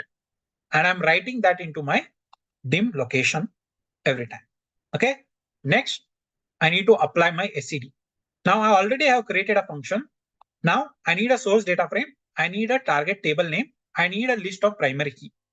How to get that? To get that, I'm going and creating one more function. First, I'm going to read my silver table, and then I'm selecting my under this particular whatever the function I need to apply. I'm passing a data frame where for my customer, these are the requirements that has been given in my requirement document. These are the columns I need to do. These are my target name. This is my primary key. That's what I'm passing in my function. I selected that. Only distinct record I'm taking, and I'm passing my customer name and my primary key on top of this table. Similarly, I do for dimensional merchant, I do for card, I do for location. And then finally, I'll come with my fact table. Whatever the required columns are there, I'm going and I'm selecting that. And then I'm writing into my target. Now, these are all functions. You defined one function as something called as SCD1. You defined another function where it is going and creating this distributing of one table to different tabular format. Now that I need to execute. So for that, I'll create one more function and I'll just call whatever the functions I have created. All those functions, I'm calling this and I'm trying to run that under this particular function. Any doubt in this logic, what I did? Any doubt in this logic? No. Okay. I'll just execute this. Once I execute, everything dynamically it does. I don't need to go and do any one by one. All things are automated. So once it executes, it goes At the end, it executes this particular functions, distribute, and creates all the tables that are required in my final gold layer. From there, our BI engineers or data science people will come and make use of it. I'll just refresh this. I'll go back to my prod. If you see, there is a gold layer here. I'll come here. And if you see, all the tables are being created. Okay. To see this, I'll click on that. And you can see my columns, which I have passed, that columns are done. If you come here, if you see gold, if I see some other team, for example, fact, whatever the columns I have selected, only those columns have come here and all are delta table and managed tables. Now, if you want to see the data, again, I need to start my cluster. Better, I'll go and show you under here. I'll come here, prod, gold. I'll come and show you one table that is, let's say, customer. Okay, I'll add this. Say select star from my table. This is what SQL. And I'm going to run this. Now we have all my table. Whatever the required columns are there, only those columns are coming here. In this way, we are transformed. We are converted into a final layer, which was required in our gold layer. Any doubt in this whole thing, whatever written? Again, I'll explain what I did. I took all the data, converted into a tabular format in bronze layer, cleaned the data, went to the silver layer, then converted into much final granular tabular format, and I'm storing in my gold layer. In this way, I'm hopping from one layer to another layer. I'm cleaning my data and I'm improving my quality of data. That's what you do in under multi-layer Medallion architecture, or also it's called as a multi-op architecture, because we are hopping from one layer to another layer and we are cleaning our data. Any doubt in this? Are we good? Yeah, good. Okay. Now what I do is, let's go and orchestrate this. Now we did everything fine. That's fine. I can't go every time and run this pipeline again and again. So for doing that, I'll go, there is something called as, let me check. They have changed. There are something called as job runs. Okay. I'll just go and click here, job run under data engineering. I'll create my job. Under this job, we can choose a task. Okay. You can choose from any other task. You can choose notebook, Python script. If you want any ETL DBT, you want to run the DBT also can run here. If you want to trigger any other if else loop condition for each. Now, whatever you have inside your ADF, we can do the same thing under this particular task. Okay. For our use case, we need something called as notebook. I'll go and select this notebook. I'll first say create catalog. Okay. For just creating, since already my catalog is created, I want to refresh that particular catalog. I'll go and say, or else let's go and do one thing. I'll go and say bronze. Raw to bronze. To bronze. This is my first pipeline. What is my source? I have my target is notebook, workspace. I need to pass my data. Okay. Under this particular thing, there is a bronze ingestion. That's what I have added. Okay. I've created this as a task. Okay. Now I need to add next notebook. I'll just add here. I'll give bronze to silver. I'll go and take my next task. I need to add my, I'll say create task. I'll go and I'll say add my final notebook, which is this. I'll go and I'll say, I'll give your name as silver to gold. And then I created a task.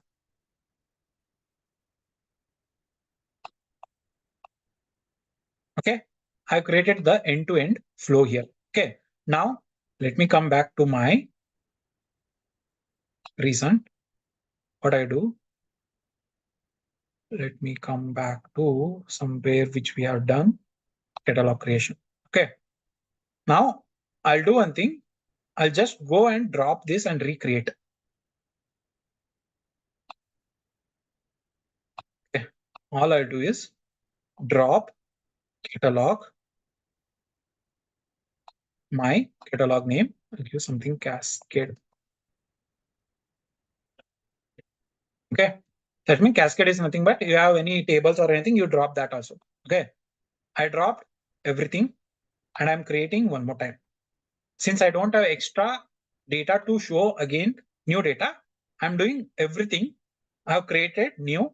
And if you come and check your prod, now what you have, okay, let me refresh this. Now if you see, oh, it has not created. So drop now. Okay, let me refresh this one more time.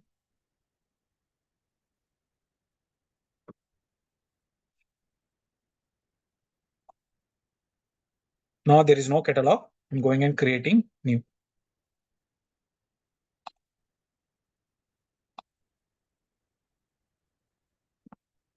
Okay. Now there are no data. I mean, no tables. If you see, everything is empty. Okay. It's information schema. Under silver also there is nothing. There is bronze also nothing. Okay. All I'll do is whatever the job I have created, I'll say run now. View this particular run. Now we can go and schedule this particular run also. But now on the go, I'm going and running this. It will take time. It will make use of your cluster and then get started and run this particular pipeline. Okay. Let me do one thing. Go back here. Optimize this particular run because sometimes it won't run. Okay. I'll go and jobs and run. Now this particular it is running. Let me click on this. I'll cancel from. Let me run from again. Because if that is not optimized, it will take some time. Okay. I'll just run this and I'll say view run. Since it's a community edition or free edition, it might take a time because to get started, it is making use of serverless cluster that might not have a lot of power. So it might take time. Whereas in your real-time projects, that will be well optimized cluster. Sorry, that will go and execute in a good way and a fast way. Now, if you click on this, now that is running. Now automatically all the jobs are running. If you see tick mark, I'm not doing anything. It is only running because we have run that using something orchestrator that is there inside your Databricks. Now, once this execute, your whole pipeline will be seeing that as a green. Any doubt in this? So, Sagar, here we are doing the some, I mean, uh, in the stepwise, right? So you are written that code in the each notebook. Suppose Yeah. in raw to bronze, you have written in the one notebook, and you have given these data here. So instead of if you write every code in one notebook, in that case we will give only one. I mean, Yeah, that but right? that is not a good way of Yeah, I organizing understand. your code. So you want to create the task, so that's why you have written a separate, and each in And not only that, if you write everything in one code, one notebook, what happens? Your code becomes clumsier. You are not organizing your code, and next time, whenever if there are any issues, you need to come and debug, right? Yes, Again, yes. that time it will be very difficult. That's the reason we will create a multiple notebooks and let it run using this particular task. Understood. So each task you are writing in separate notes, Yep. notebook and given here. Yep. Right. Now, if you see this task got completed, next this task got completed. Now this is running. Now if you come back to your catalog and refresh your catalog, you can see under bronze a table that was supposed to happen that has automatically created. Okay. And next, when you come back here under gold also, now it is created all your table since your task was completed. This is how any AWS with Databricks job run in the real time. All the orchestration of the notebooks are done using job runs. If you are using same project with respect to ADF, would have done this orchestration using ADF. Any doubts so far? Do let me know.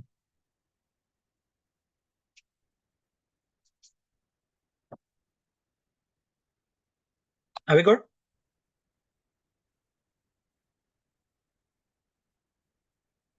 Are we good with Yes, data? all good. Yeah, Sagar, how can we schedule this automatically, the job run? You have a scheduler here. If you come here,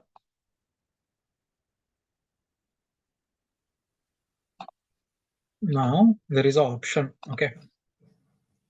Job parameters, budget. If you come here down, advanced, I think there is somewhere option here. On the top, first one, schedule and trigger. Yeah. You can add here schedule manually when file comes, or schedule it periodically, advance what time you want. You can do everything here. Yeah, okay. Okay. Are we good? Yes, sir. Snowflake batch, people. Yes, Sagar. Okay. Now I need 1 more hour. Is that fine to show Databricks Snowpark? I need an hour. Is that fine? Yes, sir. Okay. Now let's go and see our next requirement. Now these are all things we did. We got everything that's orchestrated. We did everything using Databricks and PySpark. Now what happens? Since you're using PySpark inside your Databricks, and there is no requirement for your Databricks in your project, because you are using everything of Spark architecture. Most of the work you are doing with respect to SQL, only 20% of the work you might be doing with PySpark. Now at that time, your Snowflake is best to use. Okay, you are completely involved in PySpark coding, go with Databricks. I'm not denying that. Databricks is best for PySpark, but your 70% of your code we have written in the form of SQL. There is something which we have 20 to 30% that we require Python. At that time, your Snowflake will come into the picture, where whatever the code you have written, the same code you'll be writing using Snowpark. But if you remember, in all our code, whenever we are writing code, we are making use of something called as PySpark.SQL function. This PySpark or Spark is being used, making use of something resources that is being given by your PySpark or Spark. But in my Snowflake, there is no Spark architecture integrated. Whatever the code you need to do all with respect to Snowflake, and those things, whatever the Snowpark will do, that will make use of clusters that are there inside your Snowflake. You are writing code in PySpark, but in the backend, it will go and convert that into a SQL code and then execute that as a SQL code. The same thing we'll do. We'll just go here. I'll show you what we are doing. Now, what we are doing is, again, your data is there inside your S3. Now, we'll make use of Snowflake functionality. Now, whatever you are writing here code, whatever you are bringing that code, what we are doing is we are using something called as an overwrite. Now, suppose if you have for today's date, like 17th of July, you got files. Now, 18th July, you get new files. 19th July, you get new files. Every time you run, what you are doing, you're reading all the files and overwriting. Now, you're doing some extra work here. Now, this is not an optimized way of code. Now, if you want to process only incremental data, you can write a piece of code and search the latest data which you have processed yesterday. You have to do a lot of config tables. You have to add that watermarking tables which you have processed in the previous day, and only process that. You can do that also in PySpark. A lot of coding you require, a framework you need to create. But inside Snowflake, we can easily make use of something called a copy into. Now, what this copy into do is just go and read the file and convert whatever the format is there whatever the size files are there, it will bring that to your tables. While whatever the files are there, it will convert and bring that into table. Now again, same file is there.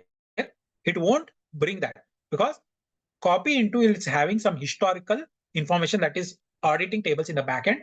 If any files are processed, next time if you run the same file, it won't copy that data. That's one of the use case with respect to copy into that we have with respect to Snowflake. Now, instead of doing PySpark and writing into DataFrame and writing, I'll use something called as a copy into that I'll put into my Snowpark code. Snowpark is again, who are new to Snowflake, Snowpark is nothing but PySpark on top of your Snowflake. Okay. On Snowflake, you're writing PySpark code that is called as a Snowpark. This Snowpark make use of Python APIs, Python code in the backend. To write, you're using Python code, but while executing, it will convert everything into SQL and then executes in Snowflake. Who are new to Snowpark, I just give a brief idea on top of that. Okay. Now I made of copy into and I'm putting all that into my table. Now, whatever the transformations I did, same code I'll take, I'll pick that and I'll make it as a Python function. And inside Snowflake, I'll make use of something called as store procedures. Now, what are store procedures? What are store procedures?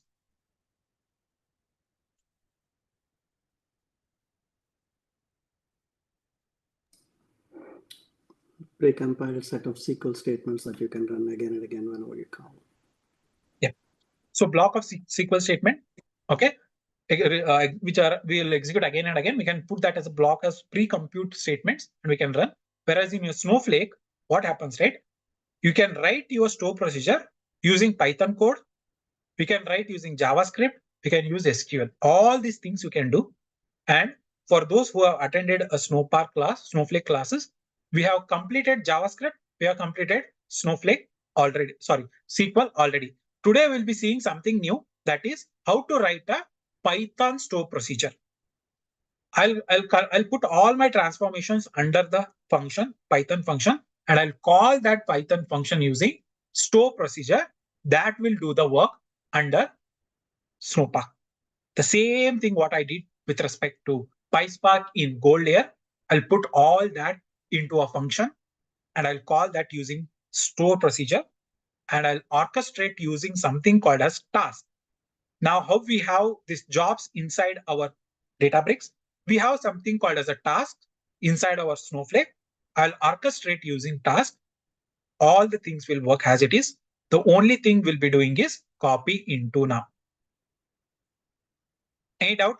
What are we doing in Snowpark?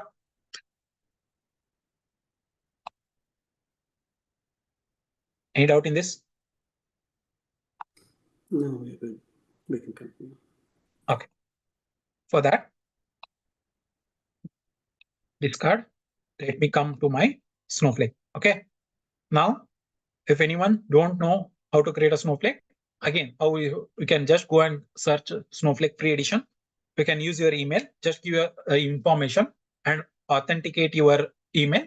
You'll be able and you'll get one Snowflake code like this, and you can go and create your Snowflake account. Okay, I'll just come here.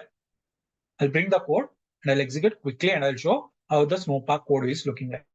Okay, let me bring this.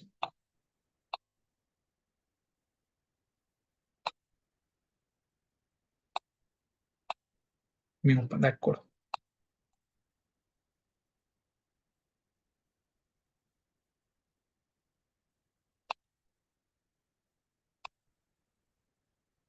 Just give me a minute.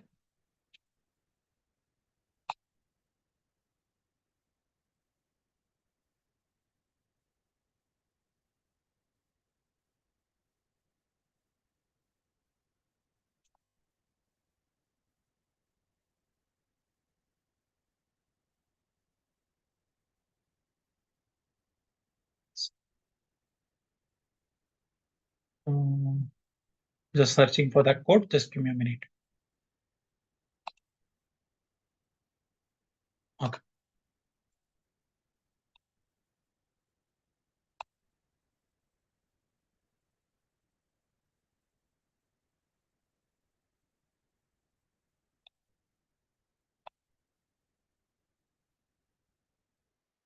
I come here and I created one data frame, data base, that is Snowpark, and I've created all my schemas. Okay, I have schema. Now, we go back here and explain you a little bit of things who are new to Snowpark. Now, anyone from Snowflake batch, can you explain how to create, what are stages, how to create a stages, external stages, and how to connect that? Can anyone explain quickly? Anyone? Sagar, we need first storage integration, Okay. then file format, Okay. then a stage. Okay. Okay. Fine. That's good. So what are stages is nothing but it's a temporary location we are just directing towards our S3 bucket. Okay, we have S3 bucket. Now we have your Snowflake account here. We have tables here. Now I need to read this particular data. Then there is something called as a stages. I need to create one stage where I am configuring all the information and I'm connecting to the my S3 to my stage. Now just if I browse, it is keeping all the information. It will go and bring that information from S3 to table. Okay, for doing that, we need to have now whatever the different file formats we have. For CSV, we'll define our file format. For Parquet, we'll define our file format. We'll define this is JSON format. This is the properties we define. So while reading any data, it will be easy for that particular copy into activity to understand what kind of data it is copying into table. For that, first we are going to create something called a storage integration, where we are configuring our AWS to Snowflake. Once we configure our Snowflake AWS to Snowflake, we create a stage where using this storage integration, sorry, we are connecting our AWS to Snowflake. That's what I'll be explaining you. That's a brief idea who don't know about the Snowflake. Okay, I'll come here. First, I'm going and creating file formats. This is how you create a file format. I'm saying this is CSV delimited. You consider first as a header. Any nulls are coming, you consider that. Enclose and compression is there, anything you do. Whereas JSON format, you consider a JSON data. If any outer strip like coming like a array in the form of array, you remove that array and you consider Parquet data. I'm just defining my structure of my files that are there in my source. Okay, I define that and then I'm going to create one storage integration. Now my integration is external. There is I'm using something called as a S3 bucket. So I'm going and saying that now inside my AWS, if I go and I have created one particular role. This particular role I need to create. I have created that particular role. Now under this particular role, I gave access to my full S3 bucket. I went, I created and gave access to all my S3 activities that read, write, everything you do with respect to S3. I just went and created that role. Okay, now I'm going and assign that particular role. And what is my location for this particular bucket? I have my bucket here, which is there on the bucket. This particular bucket, which I'm using, I'm coming here and I'm selecting any of this, my copy location, this URL I'm selecting and coming and I've added whatever the files are there under this particular bucket. I want all that information. So I'm configuring my integration. So once I configure this, now what you are doing, your AWS to Snowflake is configured. Now I need to configure my Snowflake back to AWS. I mean, I need to make sure that these are my trusted resource. For that, all I do is whatever the integration you have done, you describe that and there is something called as an external ID created. I'll copy this. I'll come back to my role. There is a trust relationship. I'll edit this and I'll put my information about my role, external ID here, and I'll just save that or update that. Now, once you do that, AWS to Snowflake communication is set up using this integration, using this role. Now, Snowflake to AWS setup is done using this external ID. Now you have created. Now I need to create one external stage. For that, I'll create a stage. I'll give my name using this storage integration as something called the login information. And I need to give my location under which bucket I need to create this particular stage. Once I create this, now you have created a stage. Now, whatever files you have, you want to list that, use this particular command, list at the rate of this particular stage name. And then once you see that, all the data, all the files, okay, not authorized. The resource is not authorized. Okay, let me go and see that one more time. Your external ID, copy this, come here, I'll edit that, I'll put it here. And I need to make sure this also, this my AWS ARN. My storage, AWS storage is there. I am role user. This is my Snowflake. That is, I'm saying this is my Snowflake role that is communicating with my S3. I need to add that also here, ARN. I need to add this too. Okay. I'll update that. Then I'll come back and I'll list this now. Now, these are the files which have in our local, that is S3 under this particular location that I'm able to connect my Snowflake and I'm able to see. Now I need to read this, how to read this particular data. I can directly go and use select command. And I'm seeing that I'm passing my column like $1, $2, $3. This is my file format, that is CSV data. Go and read that. It will bring all the data like this and it is displaying. Okay. Now, if I want in a very good format and I need to order this, I need to do all the information. Then I'll give this and I'll run this. Now I'm passing, okay, select. I'm passing this and then I'm reading my data. Okay, all the information we have here. In the similarly, we can go and read other things also. Where from JSON, if you want to read, we can go and read from that JSON. Now here I'm using file format as CSV. I want to read from JSON.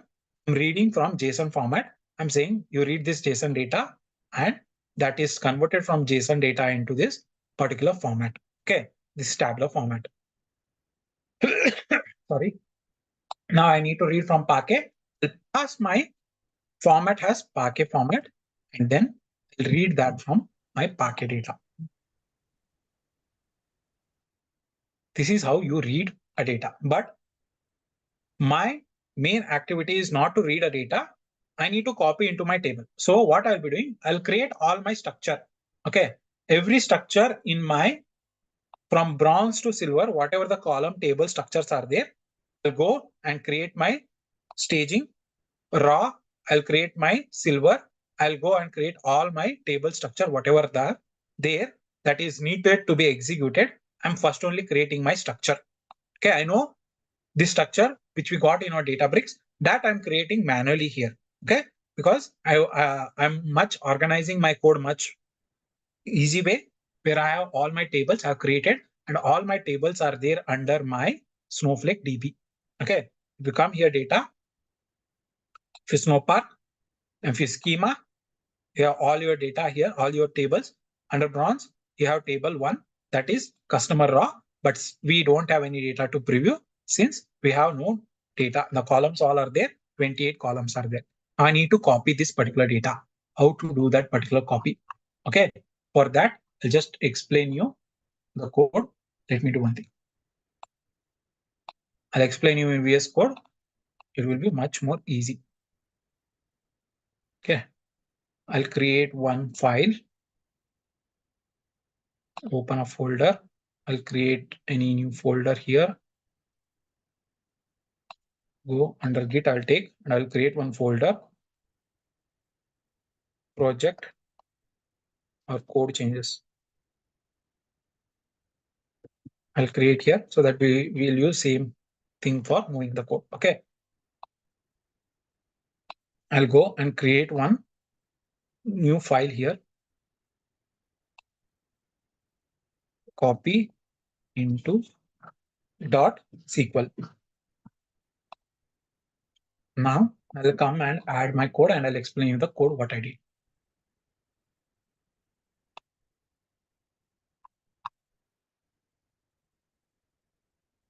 Now this is a copy into activity which we do. Okay. For those who are new to something called as Snowflake. Now, so far what we are doing, we are selecting the data, but our main aim was to not select the data. We need to do the copy into activity.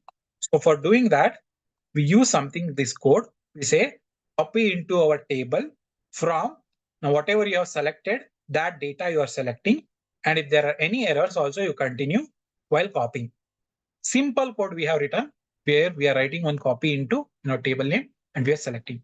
For that, all the copy into have created for all other tables. One is JSON data, one is Parquet data, and we have created all as a function. Okay. Now, this particular function you have created, this one particular copy into also you have created a function.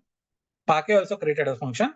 Now I create a main function where I'm copying all the data into this. Okay. Now since we are doing something Snowpark, now instead of Sparks, there is something called a session. What I'm using, that is nothing but Snowpark session. Okay. All things are using something. Now everything instead of PySpark.SQL, I'm importing from my Snowflake.Snowpark. That's a function. That's a package that is coming from this. This is a Python package I imported. I've created my store procedure, gave my name.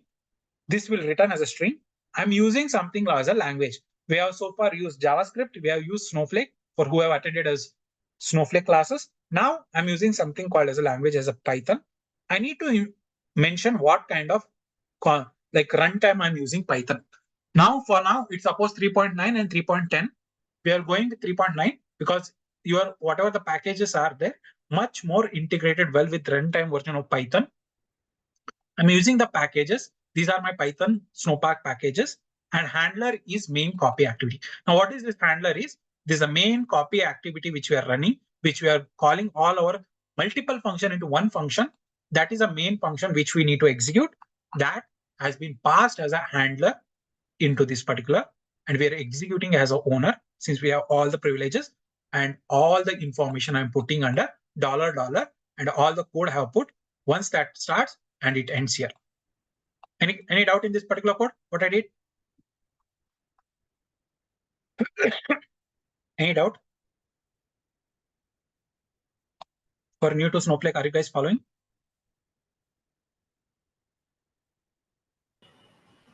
Yes, Sagar. So is it like in Snowflake, you basically create all the tables and schema and everything at first, and then you do all the imports at one time? Is that what it is? Yeah, I just created a table. Even we have created, now what happened in PySpark, I concentrated more on transformation. So I directly did overwrite and I'm doing things, right? That's not a good way. First, every time we will be creating a table structure only, and then we'll go and write. Now, how to do that? I'm showing you that in a Snowflake. Yeah. Okay. Now, this was our first Python code. Okay. Now I'll go and I'll explain you the bronze to silver. Okay. I'll go and say bronze to silver dot SQL. This is my next code. Now what I did, all the transformation. Okay. I might have missed few transformations. That is fine. Understand the process.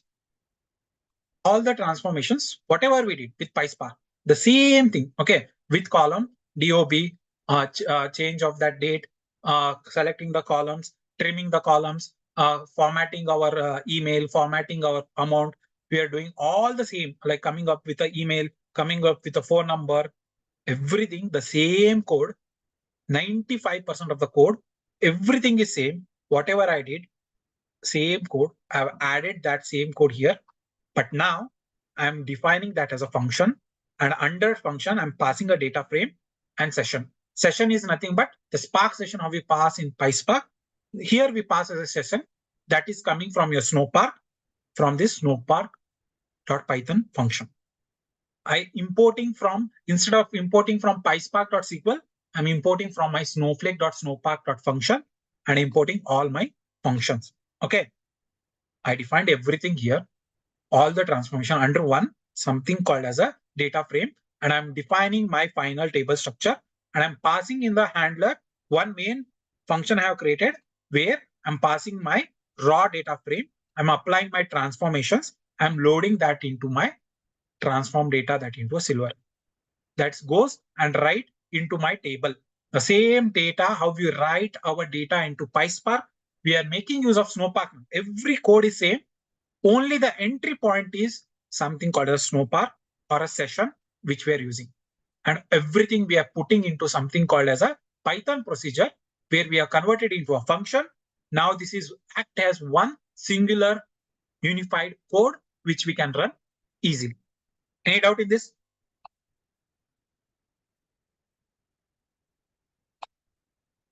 Any doubt in this? Very dynamic. Sorry? I say it's very dynamic. Yeah, it's a very dynamic. Yep. So is this what you're calling as, like, I mean, earlier you mentioned like we write stored procs in like Python and other stuff. This is what you're referring to? Yeah. Now, if you want to write in particular JavaScript, now you want to write a JavaScript code, you convert this as JavaScript, and whatever the code you are writing under $, all JavaScript code you'll be writing. If you want to write in a SQL, I'll convert this as a SQL, and under $, I'll writing a SQL code. But at that time, this runtime packages, everything will not come into the picture. Okay. All right. Yeah, makes sense. Okay. This is what. Yeah. Sorry, I'm not familiar with all this Snowflake, Snowpark, so that's why I'm the reason I'm asking. If you are following, if you got a little bit at least from this, then that would be great. Yeah, definitely. I'm able to get a bigger, high level picture. Yep. Others? Saga, we are writing the code in the VS, right? So we need to integrate these to Snowflake also, Snowflake or S3. No, I'll be executing everything in Snowflake only to explain you this colorful. It is very good. Na? That's the reason I'm explaining it. Okay. Now, next code, I'll be making use of silver to gold dot SQL. Okay.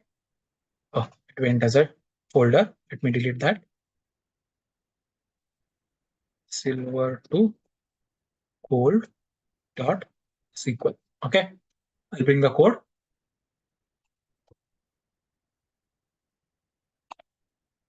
Same thing.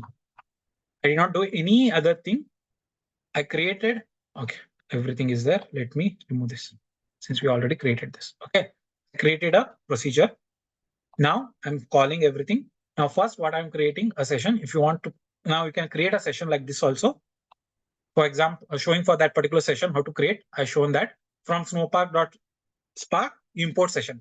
How we import a PySpark session in the same way I'm importing a session, and then I'm creating my SQL logic. Now here, one main thing is we have to create a update statement and insert columns also, because your Snowpark will not follow the star what we followed in our PySpark. It won't understand. So for that, dynamically also I'm creating my update statements, insert statements, the same way how you saw with respect to on expression, the same way that I'm creating here. Okay. For example, to show that, let me do one thing. I'll show this particular code here.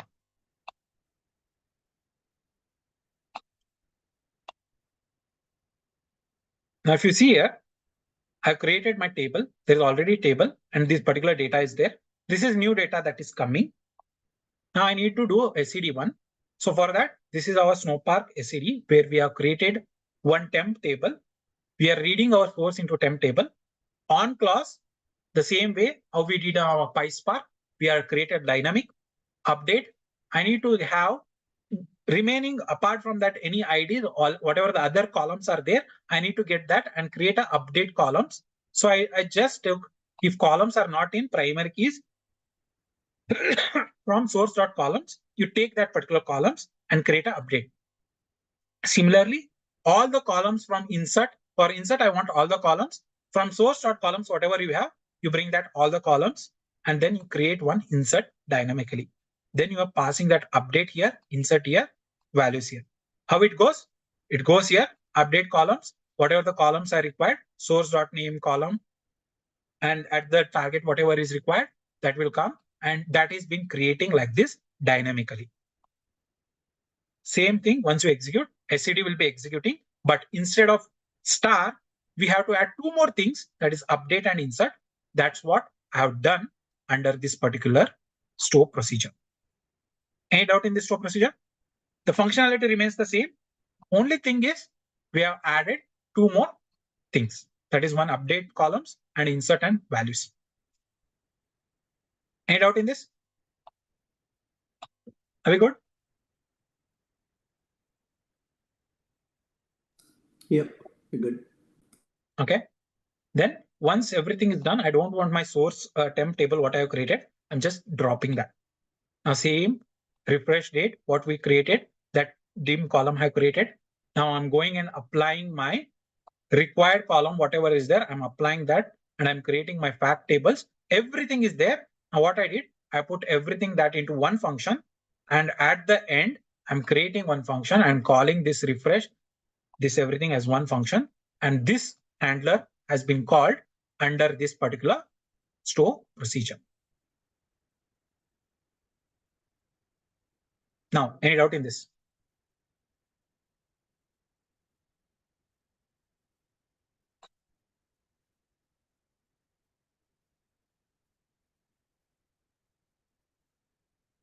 Okay. Now, let's go and execute this one by one. Okay. We'll come here. I'll go and now when you come here, now whenever you put a $, everything will be in the form of red color. It will show like this. I'll go and I created this particular store procedure.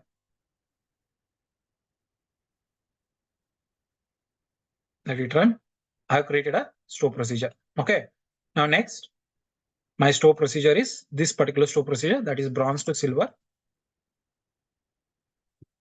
I went and created this bronze to silver store procedure. Now I went and created this gold to silver to gold.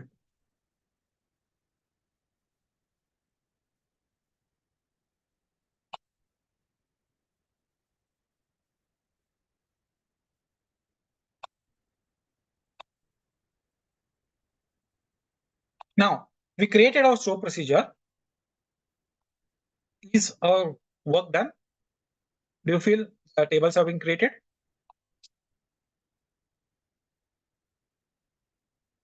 We created our store procedure.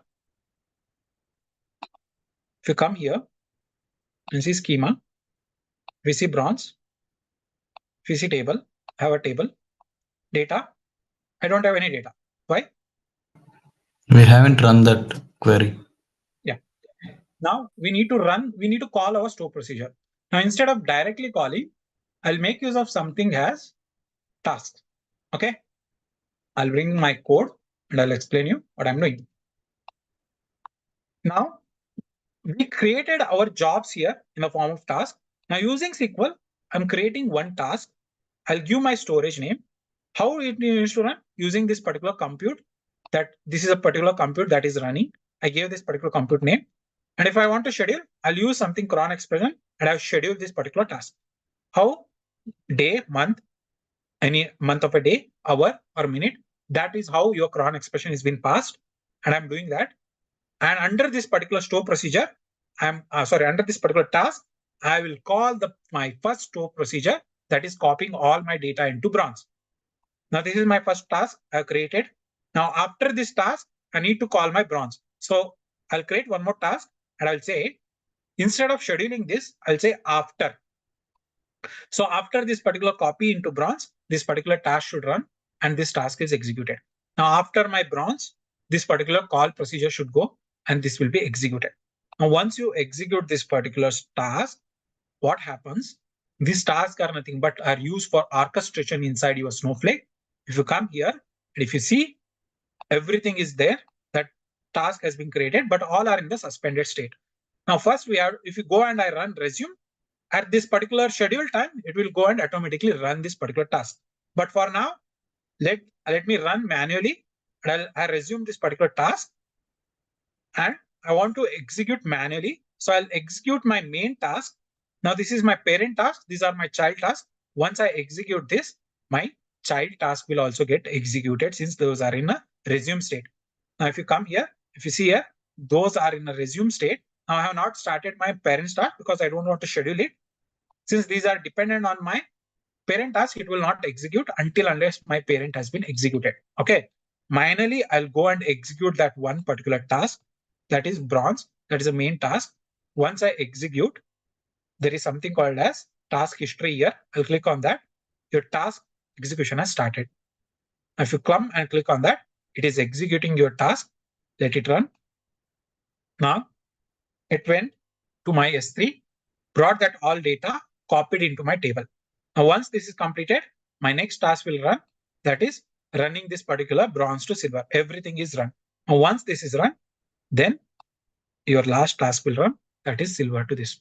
Now, if you come and refresh your data, all the data which was there, which was you required, all the data has come into my Snowflake table. Now, if you go and see other tables, that is gold. Under this, you have all the tables, dim.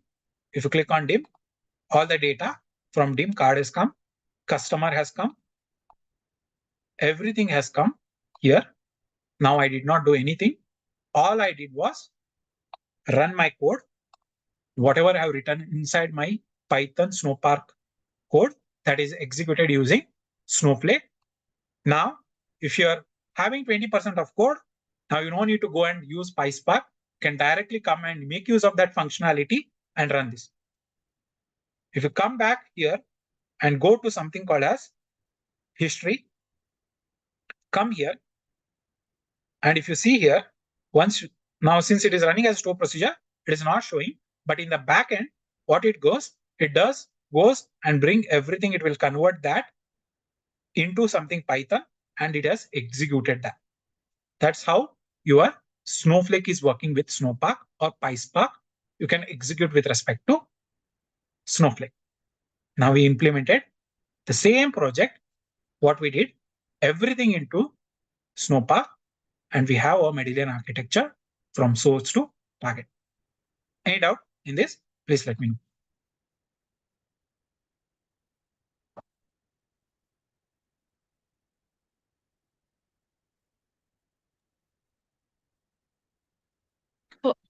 One small doubt. I'm not aware of this Snowflake side. So in PySpark, we have that Delta Lake, which will take care of the time travel and versioning and all. So same Snowflake will do. Is that correct? That all are inbuilt features. Based on the Snowflake feature only, your Delta tables was defined. Those time travel all came seeing the features of Snowflake. Snowflake was the first company to implement the time travel. Okay, in PySpark, we can do some performance optimization in terms of code and all. Can we do something like that in Snowflake as well? No need to do. Now, that's a much more advantage with respect to Snowflake is in the backend only, since that architecture is so well designed, it has everything, performance optimization, everything, it only takes care. So we no need to worry about that Spark distribution, how we need to take care of PySpark, right? If you write any wrong code, you might have a data skewness, everything, a lot of things will come into the picture. That all has been eliminated in Snowflake because it is using something called a Snowflake, is using something called SQL. It has an optimizer. It will only take care of everything. Okay, so the performance, that means low performance will not be there in Snowflake. Is that correct? Yep. Now that depends on your cluster also. Okay. Now we are using a simple cluster here. Now our data is not more. Now if you come here and see, we are using compute WS. Okay, let me come back to my home. And if you see here, we are using this size of this particular cluster. Now, if you have a huge data, we'll increase our size. Now, you have still TBs of data. You are using Snowpark. You know, this is mostly optimized for your SQL coding. There is optimized Spark cluster also. If you go and create one new cluster, it will be there, and that is much more optimized there. And you can use that. You have huge amount of data. Okay. But PySpark can handle the streaming data as well. But Snowflake, is that possible to handle that one? In PySpark, for streaming data, we'll use structure streaming, right? Whereas Yeah. in here, there is no direct structure streaming integrated, but whatever what happens is there is something called a snow pipe. Now, whatever continuous file is coming into S3, you can directly take that and load that into tables that you can schedule. And next is there are certain like inside Kafka, there is connectors. If you configure that, using that snow pipe can directly come and configure. But there is no structure streaming code that is PySpark streaming that is not there in Snowpark. Okay. Okay. Also, Synapse also can handle this data warehousing capabilities. So in that case, we can go for a Synapse also. Is that am I right or? Now, Synapse is absolute. Okay, no new companies will be using Synapse because Fabric has been implemented. Whatever your Synapse was doing, everything in Fabric they are doing. So there is no use case of Synapse more. If any old projects are using, they will go with Synapse. Now, whatever your Snowflake is doing, you can Synapse can do, but the features in Snowflake are much more than that of Synapse. Okay. Okay. Okay. Thank you. Any other doubts? Hello, I'm having one doubt. Actually, in real time, do they use Synapse and Databricks at a time in one project? No, either one of them is used. Synapse, 90% of the time it will be Databricks. Very old projects, because Synapse is much more costlier to Databricks. And what is the main purpose of Synapse? That's what, when Synapse came into the picture, it came 5 years before Synapse was introduced. Okay. It was much more costlier. So a lot of companies were not using Synapse. So that's the reason now they came up with something called as Microsoft Fabric. Now they have integrated everything into one umbrella, that is Fabric, but that is still in an early stage. A lot of features are in preview state. Databricks is much more optimized that compared to your Fabric. But when coming days, 2-3 years in the future, Fabric might also be a competitor for Databricks.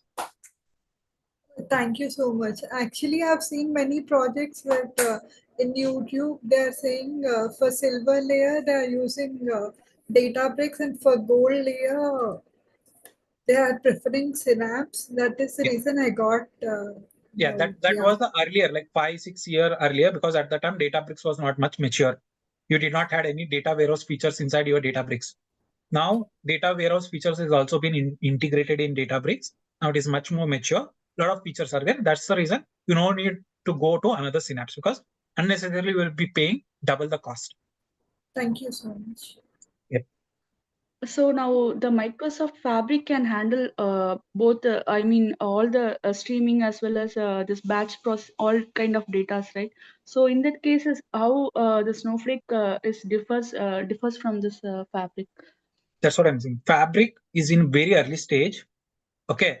Now it has a lot of limitations. They're implementing a lot of things, and these all are competitor to each other. We cannot say now how Google is competitor to Microsoft, how Microsoft is competitor to Amazon. These are the competitors. There will be some features good in Fabric. There will be that will be not good in Snowflake. The most of the features that are there in Snowflake, that is not good in Fabric. Now it's very easy to integrate inside your Snowflake. Very easy SQL code you can write. There also you have to, again, Fabric is running on top of Spark. Whatever you're doing with Databricks, same thing that has been integrated here. A lot of headaches. Okay, some tools will be having their own features. Some tools will be not having some cons and pros also. So, but nowhere your Snowflake will not go out of picture. Your Databricks will not go out of picture. Fabric will also not go out of picture. It depends on your company, and any product-based company will definitely go with AWS plus Snowflake as a architecture. Service-based company will go with something Microsoft, because those are like much more good for the service-based company. We can see a lot of projects with respect to service-based company are on top of Databricks or ADF or Fabric, whereas any product-based company or any good big companies, they'll be using Snowflake with AWS, because their infrastructure, everything will be set up mostly on the AWS. Okay, so in case of the integration, for example, AWS with the PySpark, is that cost efficient, or AWS with the Snowflake, is that cost efficient? See, whatever PySpark you're doing, now whatever the code I have written inside my Databricks, I can integrate that with one of the service in AWS, that is AWS Glue. Okay. Now, whatever the code, if I don't want to use Snowpark, I want to use something called as a AWS with inside AWS, I want to write, you can go and write that in AWS Glue. But what happens unnecessarily, you're managing one more service. Now you have only, now based on my requirement, it was only 20% of the code that is written on PySpark. That is in Snowflake. Now I don't want to go and unnecessarily use one more service. I don't want to maintain that one more service. I'll directly come and integrate in my Snowflake. No, I have most of the things that I've integrated, a lot of things I'm doing. Then you can go and use with Glue. Once you transform, you can directly write that data into Snowflake. Okay. Got it. Thank you.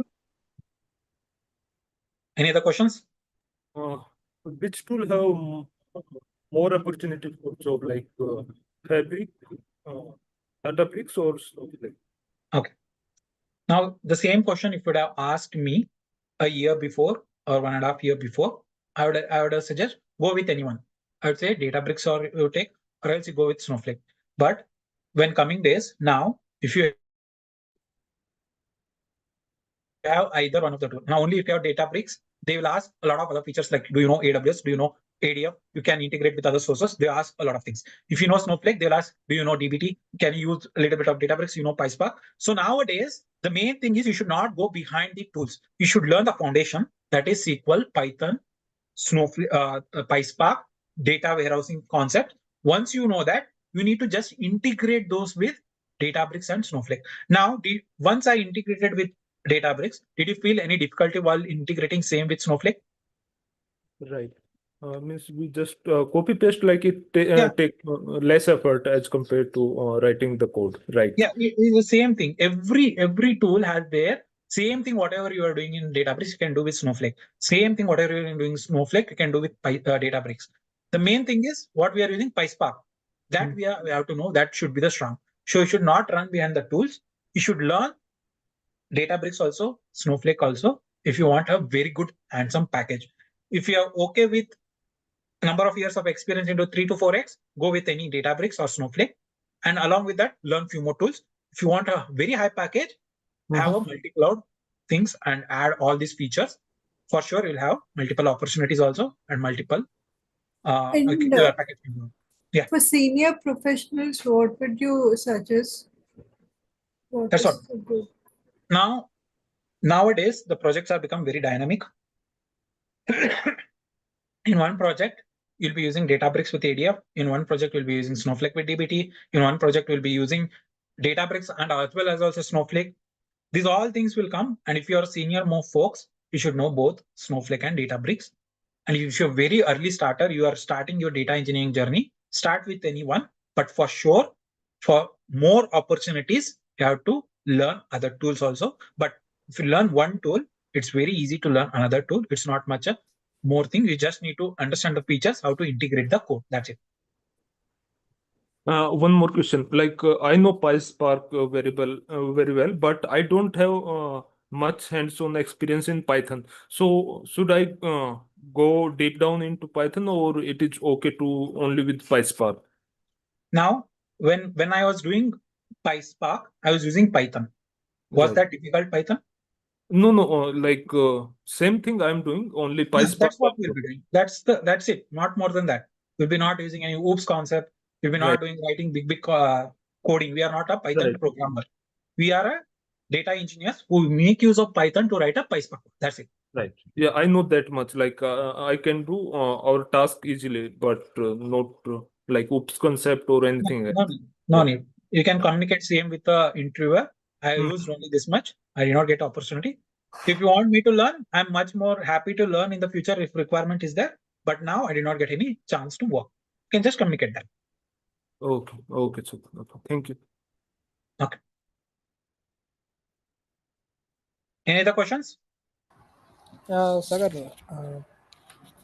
we have seen both the PySpark and the Snowpark, right? When to use these cases, in which scenario, which is used best? Sure, can you come that question one more time? Yes. No, we have seen that PySpark and the Snowpark are both the scenarios right now. So, in which case, which is best to suitable? I mean, in which scenario we can use this? That's what I said. If your project is only dependent on PySpark, okay, you have 70 to 80% of code you have written in Python and PySpark, go blindly with Databricks.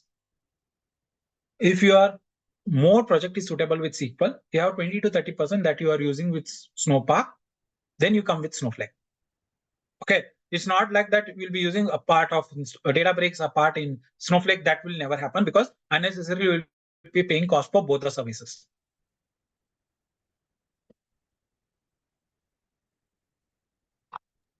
Sagar, one more question. Like you explained all the things very well in Databricks, but in PySpark, this one, Snowflake, we go very fast. So, do we have any video on YouTube? Why? Because why you felt speed? Because you don't know about Snowflake. Right. Now, right. those who have attended Snowflake classes, was I explaining speed?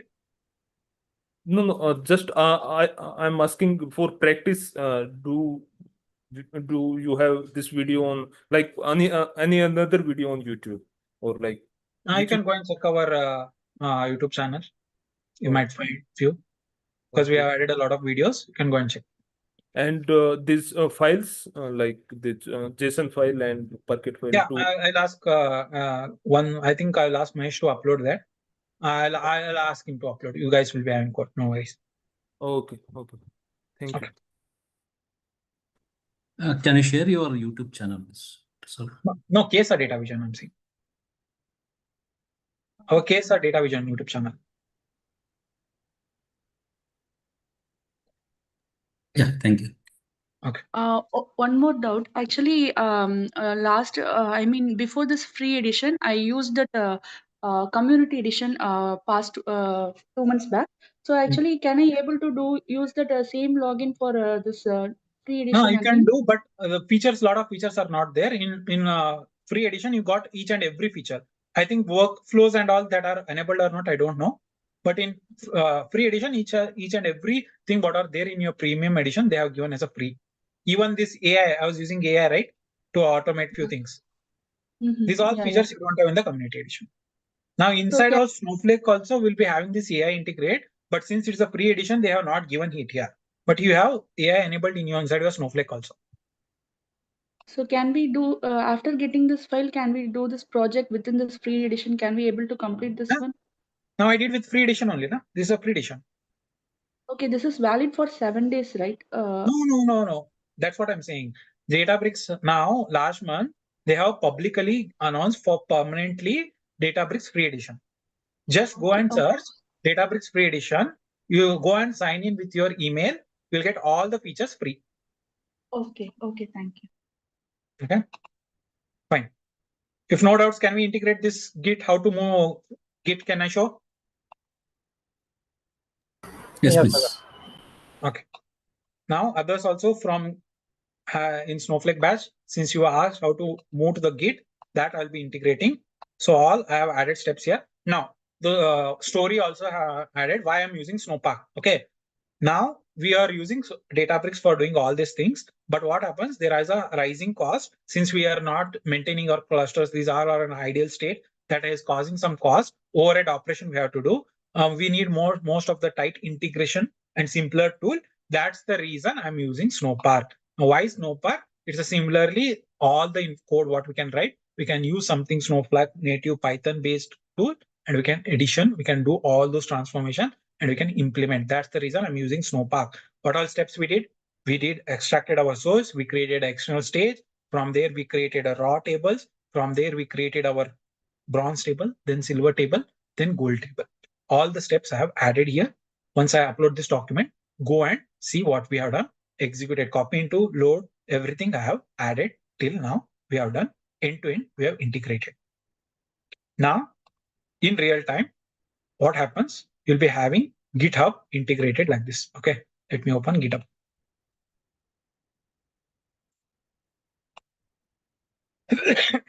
Now, this is my GitHub. I'll go and create one Snowpark Python project. I'll make it as public.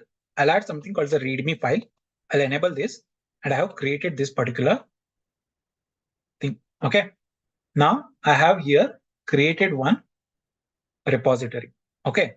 Now this particular repository, I need to move code. Okay.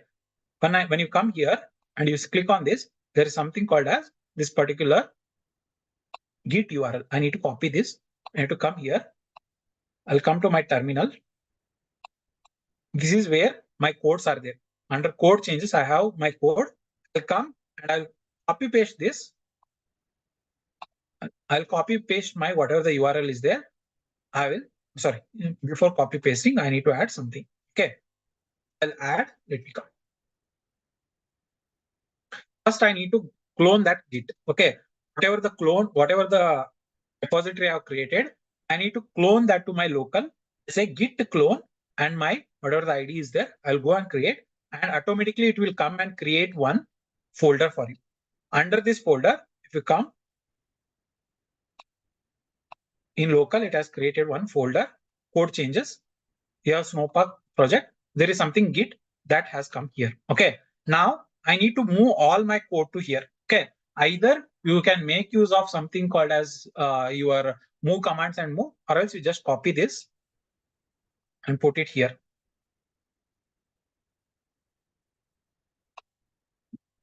Okay. I've moved everything under this particular command. Okay. Now all the codes are there. Now everything is coming here. Now I can see updated. All the green mark it is showing. That is something new that has come, and we have added our code here. Now, what I need to do is I need to make sure that these particular commands have been moved to my completely to my GitHub. For that, first I'll be going and creating one feature branch. For that, all I'll do is I'll go and I'll say, first, let me go to my this whatever the folder is there. This particular folder, I need to go inside that. I'll say change directory, my Snowpark underscore project. Okay, I went here and I've added, and under this particular folder I have come and I'll say git checkout branch, one feature branch I'm creating, and I'm saying Snowpark code, whatever this particular thing is there, I'm giving one feature branch name and I have created one branch. Once I created my branch, I'll say something git.status. Okay. Now, whenever you go and say git.status, it will give all the information, whatever the changes are there. Now it will say these are the new files that are there that needed to be committed into my main branch. Then once it comes this, all I'll say, I'll go and give my something called as git add, and I'll say dot, whatever the changes are there, go and add that. Okay. It added all the changes, but I need to commit it now. Okay. Once I go and say git commit, I'll say some message. I need to give some message. I'll say Snowflake changes. I'll give some message like this, and all the messages are created, and I give the message and added some message, and I just gave this plus. Okay. I see. Commit. Sivam. Oh, sorry. Let me come here and I'll come here. C-I-C-O, right? C-O-M-M. Okay. Now this is what I'll give, and I'll give the. Okay. Now everything is committed. Now I need to push that particular to my branch. Okay. Whatever the Git branch you have created, you are going and pushing that from your branch to origin branch that is there. Okay. Once I push, everything will go. And once you come back to your local, now you had main branch further. Now there is something feature branch. It says, now once you push your code, now what happens? Your seniors will come into the picture and they say, raise a pull request. All I'll say, create and compare and create a pull request. Whatever the changes you have done, you add that information here, and I'll say create pull request. Once I say pull request, a request has been created. These particular things are there. It will go and your manager will come and he'll come and say, he'll review this. Okay. Now he'll say, these are the 4 changes are there. Okay. He'll come here and he'll say, what are the changes you have done? Okay. He'll come and he'll check all the changes. Since it is big, it is not coming. So it will check all this information and he'll come back. And once the information is there, he will say, merge this. Everything looks fine. He'll say merge and he'll give add and he'll say merge the code. Once you merge the code will go and merge into your development branch. Okay. If you come back to your code, if you see here, earlier in your main, nothing was there. It was there in your feature branch. All the code has come into your main branch. Now this your main branch will be your development branch. Now whatever we have done CD. Continuous deployment, continuous integration we did. Now CD is the part where your DevOps team will come into the picture, where they will integrate other things from one environment, dev environment to next environment, they integrate.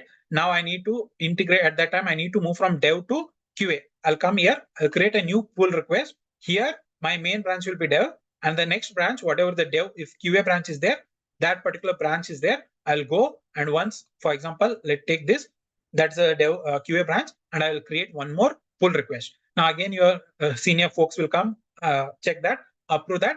Automatically that continuously it will be deployed. That's what you will be doing in your projects. This is how you integrate your Snowflake code. You bring all that into VS Code. You create one feature branch, then put that and then integrate and move that to your main branch. Any doubt in this?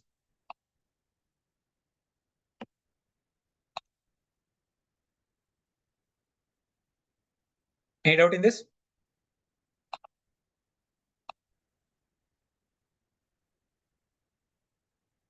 Any doubt? No, Sagar. Okay. Now let me cancel this. I've added all the steps in this particular thing. You can go and refer that. If any new final changes are there, what are the changes? Same. Again, I'll take git status, git add, then git commit, and I'll push that to my form feature branch to main branch. This is how you integrate with respect to your Snowflake. Okay. Now with respect to Databricks, you can directly integrate, but there is some issue I'm facing where my Git is not been integrating with respect to my account. I'll check that issue and I'll let you know, guys. But to integrate this, all I'll be going here is where I have my workspace. Under workspace, I'll go. If I click here, there is already Git repos here. Okay. Once you create your folder, okay, I need to create, I'll give my Git URL. Okay. I'll give this as a name. Now already this particular folder has been created. Okay. Now you need to link. So we need to give an access token from my Git profile. So I will be going to my GitHub. I have this particular settings here. I'll come to my developer settings. I'll create one token here. Okay, create a new token.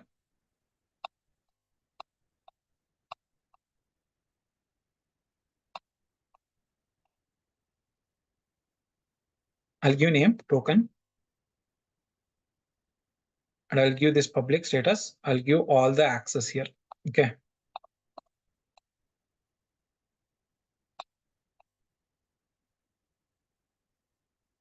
I have to give access. Now, some issue with this thing. I need to figure it out why it is not coming. Because while committing, it is not able to push, even though I'm giving access. Might be some issue with my account. Okay, I'll generate one token.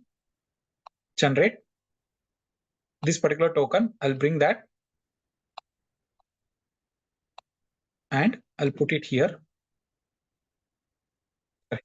I'll put it here. Now, this is my name I need to put. So this is my name. I have this particular name here. I'll bring it here. And I'll save. Okay. Now some credential issues I'm getting.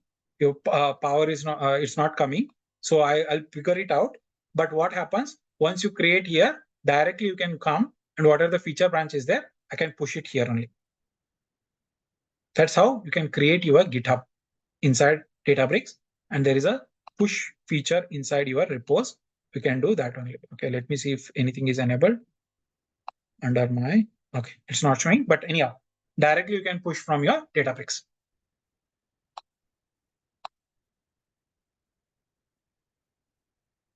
Any doubt? I've added that steps. If you want, you can go and try. Okay. Here, how you create. In a Databricks, you can create the feature branch too, right? Yep, you can create a feature branch directly. Like this, once you create your folder, there is a feature. Now one GitHub will come like this. Feature branch is there. You can go and create their feature branch. Once you create a feature branch, there is an automatic commit. Like from here, this feature branch you have created will go and commit and push. You don't need to write any CLI commands. It will only go and push. But there are some access issue I'm getting. I need to figure it out with this new Databricks edition. What's happening here? So once that happens, we'll do some YouTube videos, and I'll try to post that in our YouTube channel, that is KSR Data Vision. You can go and refer those. Give me 2 to 3 days time. I'll do that video and I'll add that. This is how you integrate your whole project from end to end inside your organization. Nice. Sagar, how do we deploy the code from dev to prod? That's what I said. No? Once you have your code in Git, okay. Now there will be one more feature branch for you. One more branch for you.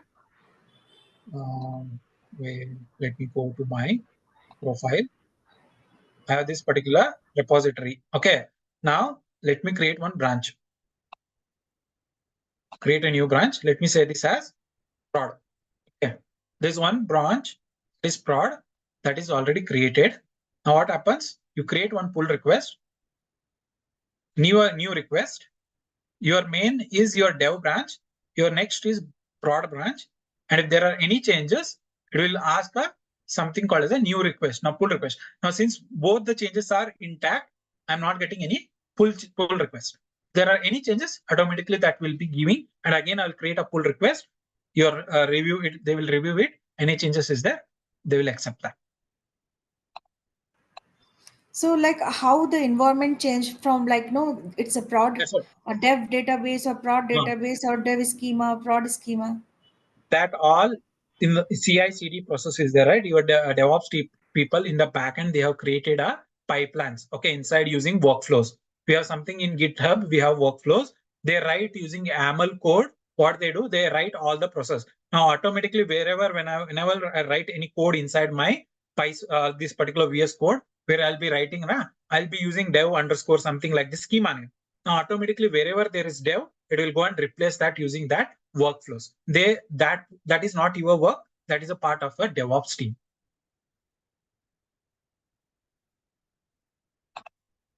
Got it? Okay. Okay. So that's the feature of GitHub. You don't need to worry. Now, if you see here, workflows are there, right? We can go and create a workflows. Now, these all things you don't need to worry, because how you create a pipelines, DevOps team will be creating pipelines in GitHub or any other Git integration tool.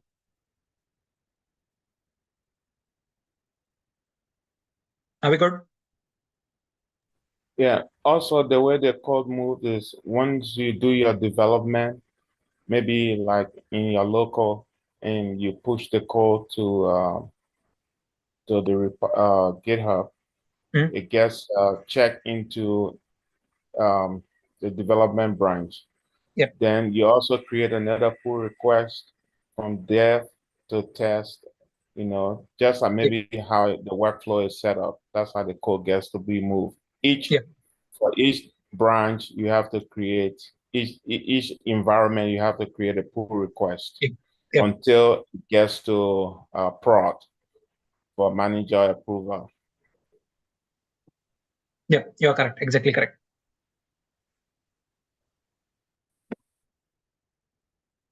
Are we good? Yeah, Saga, very good.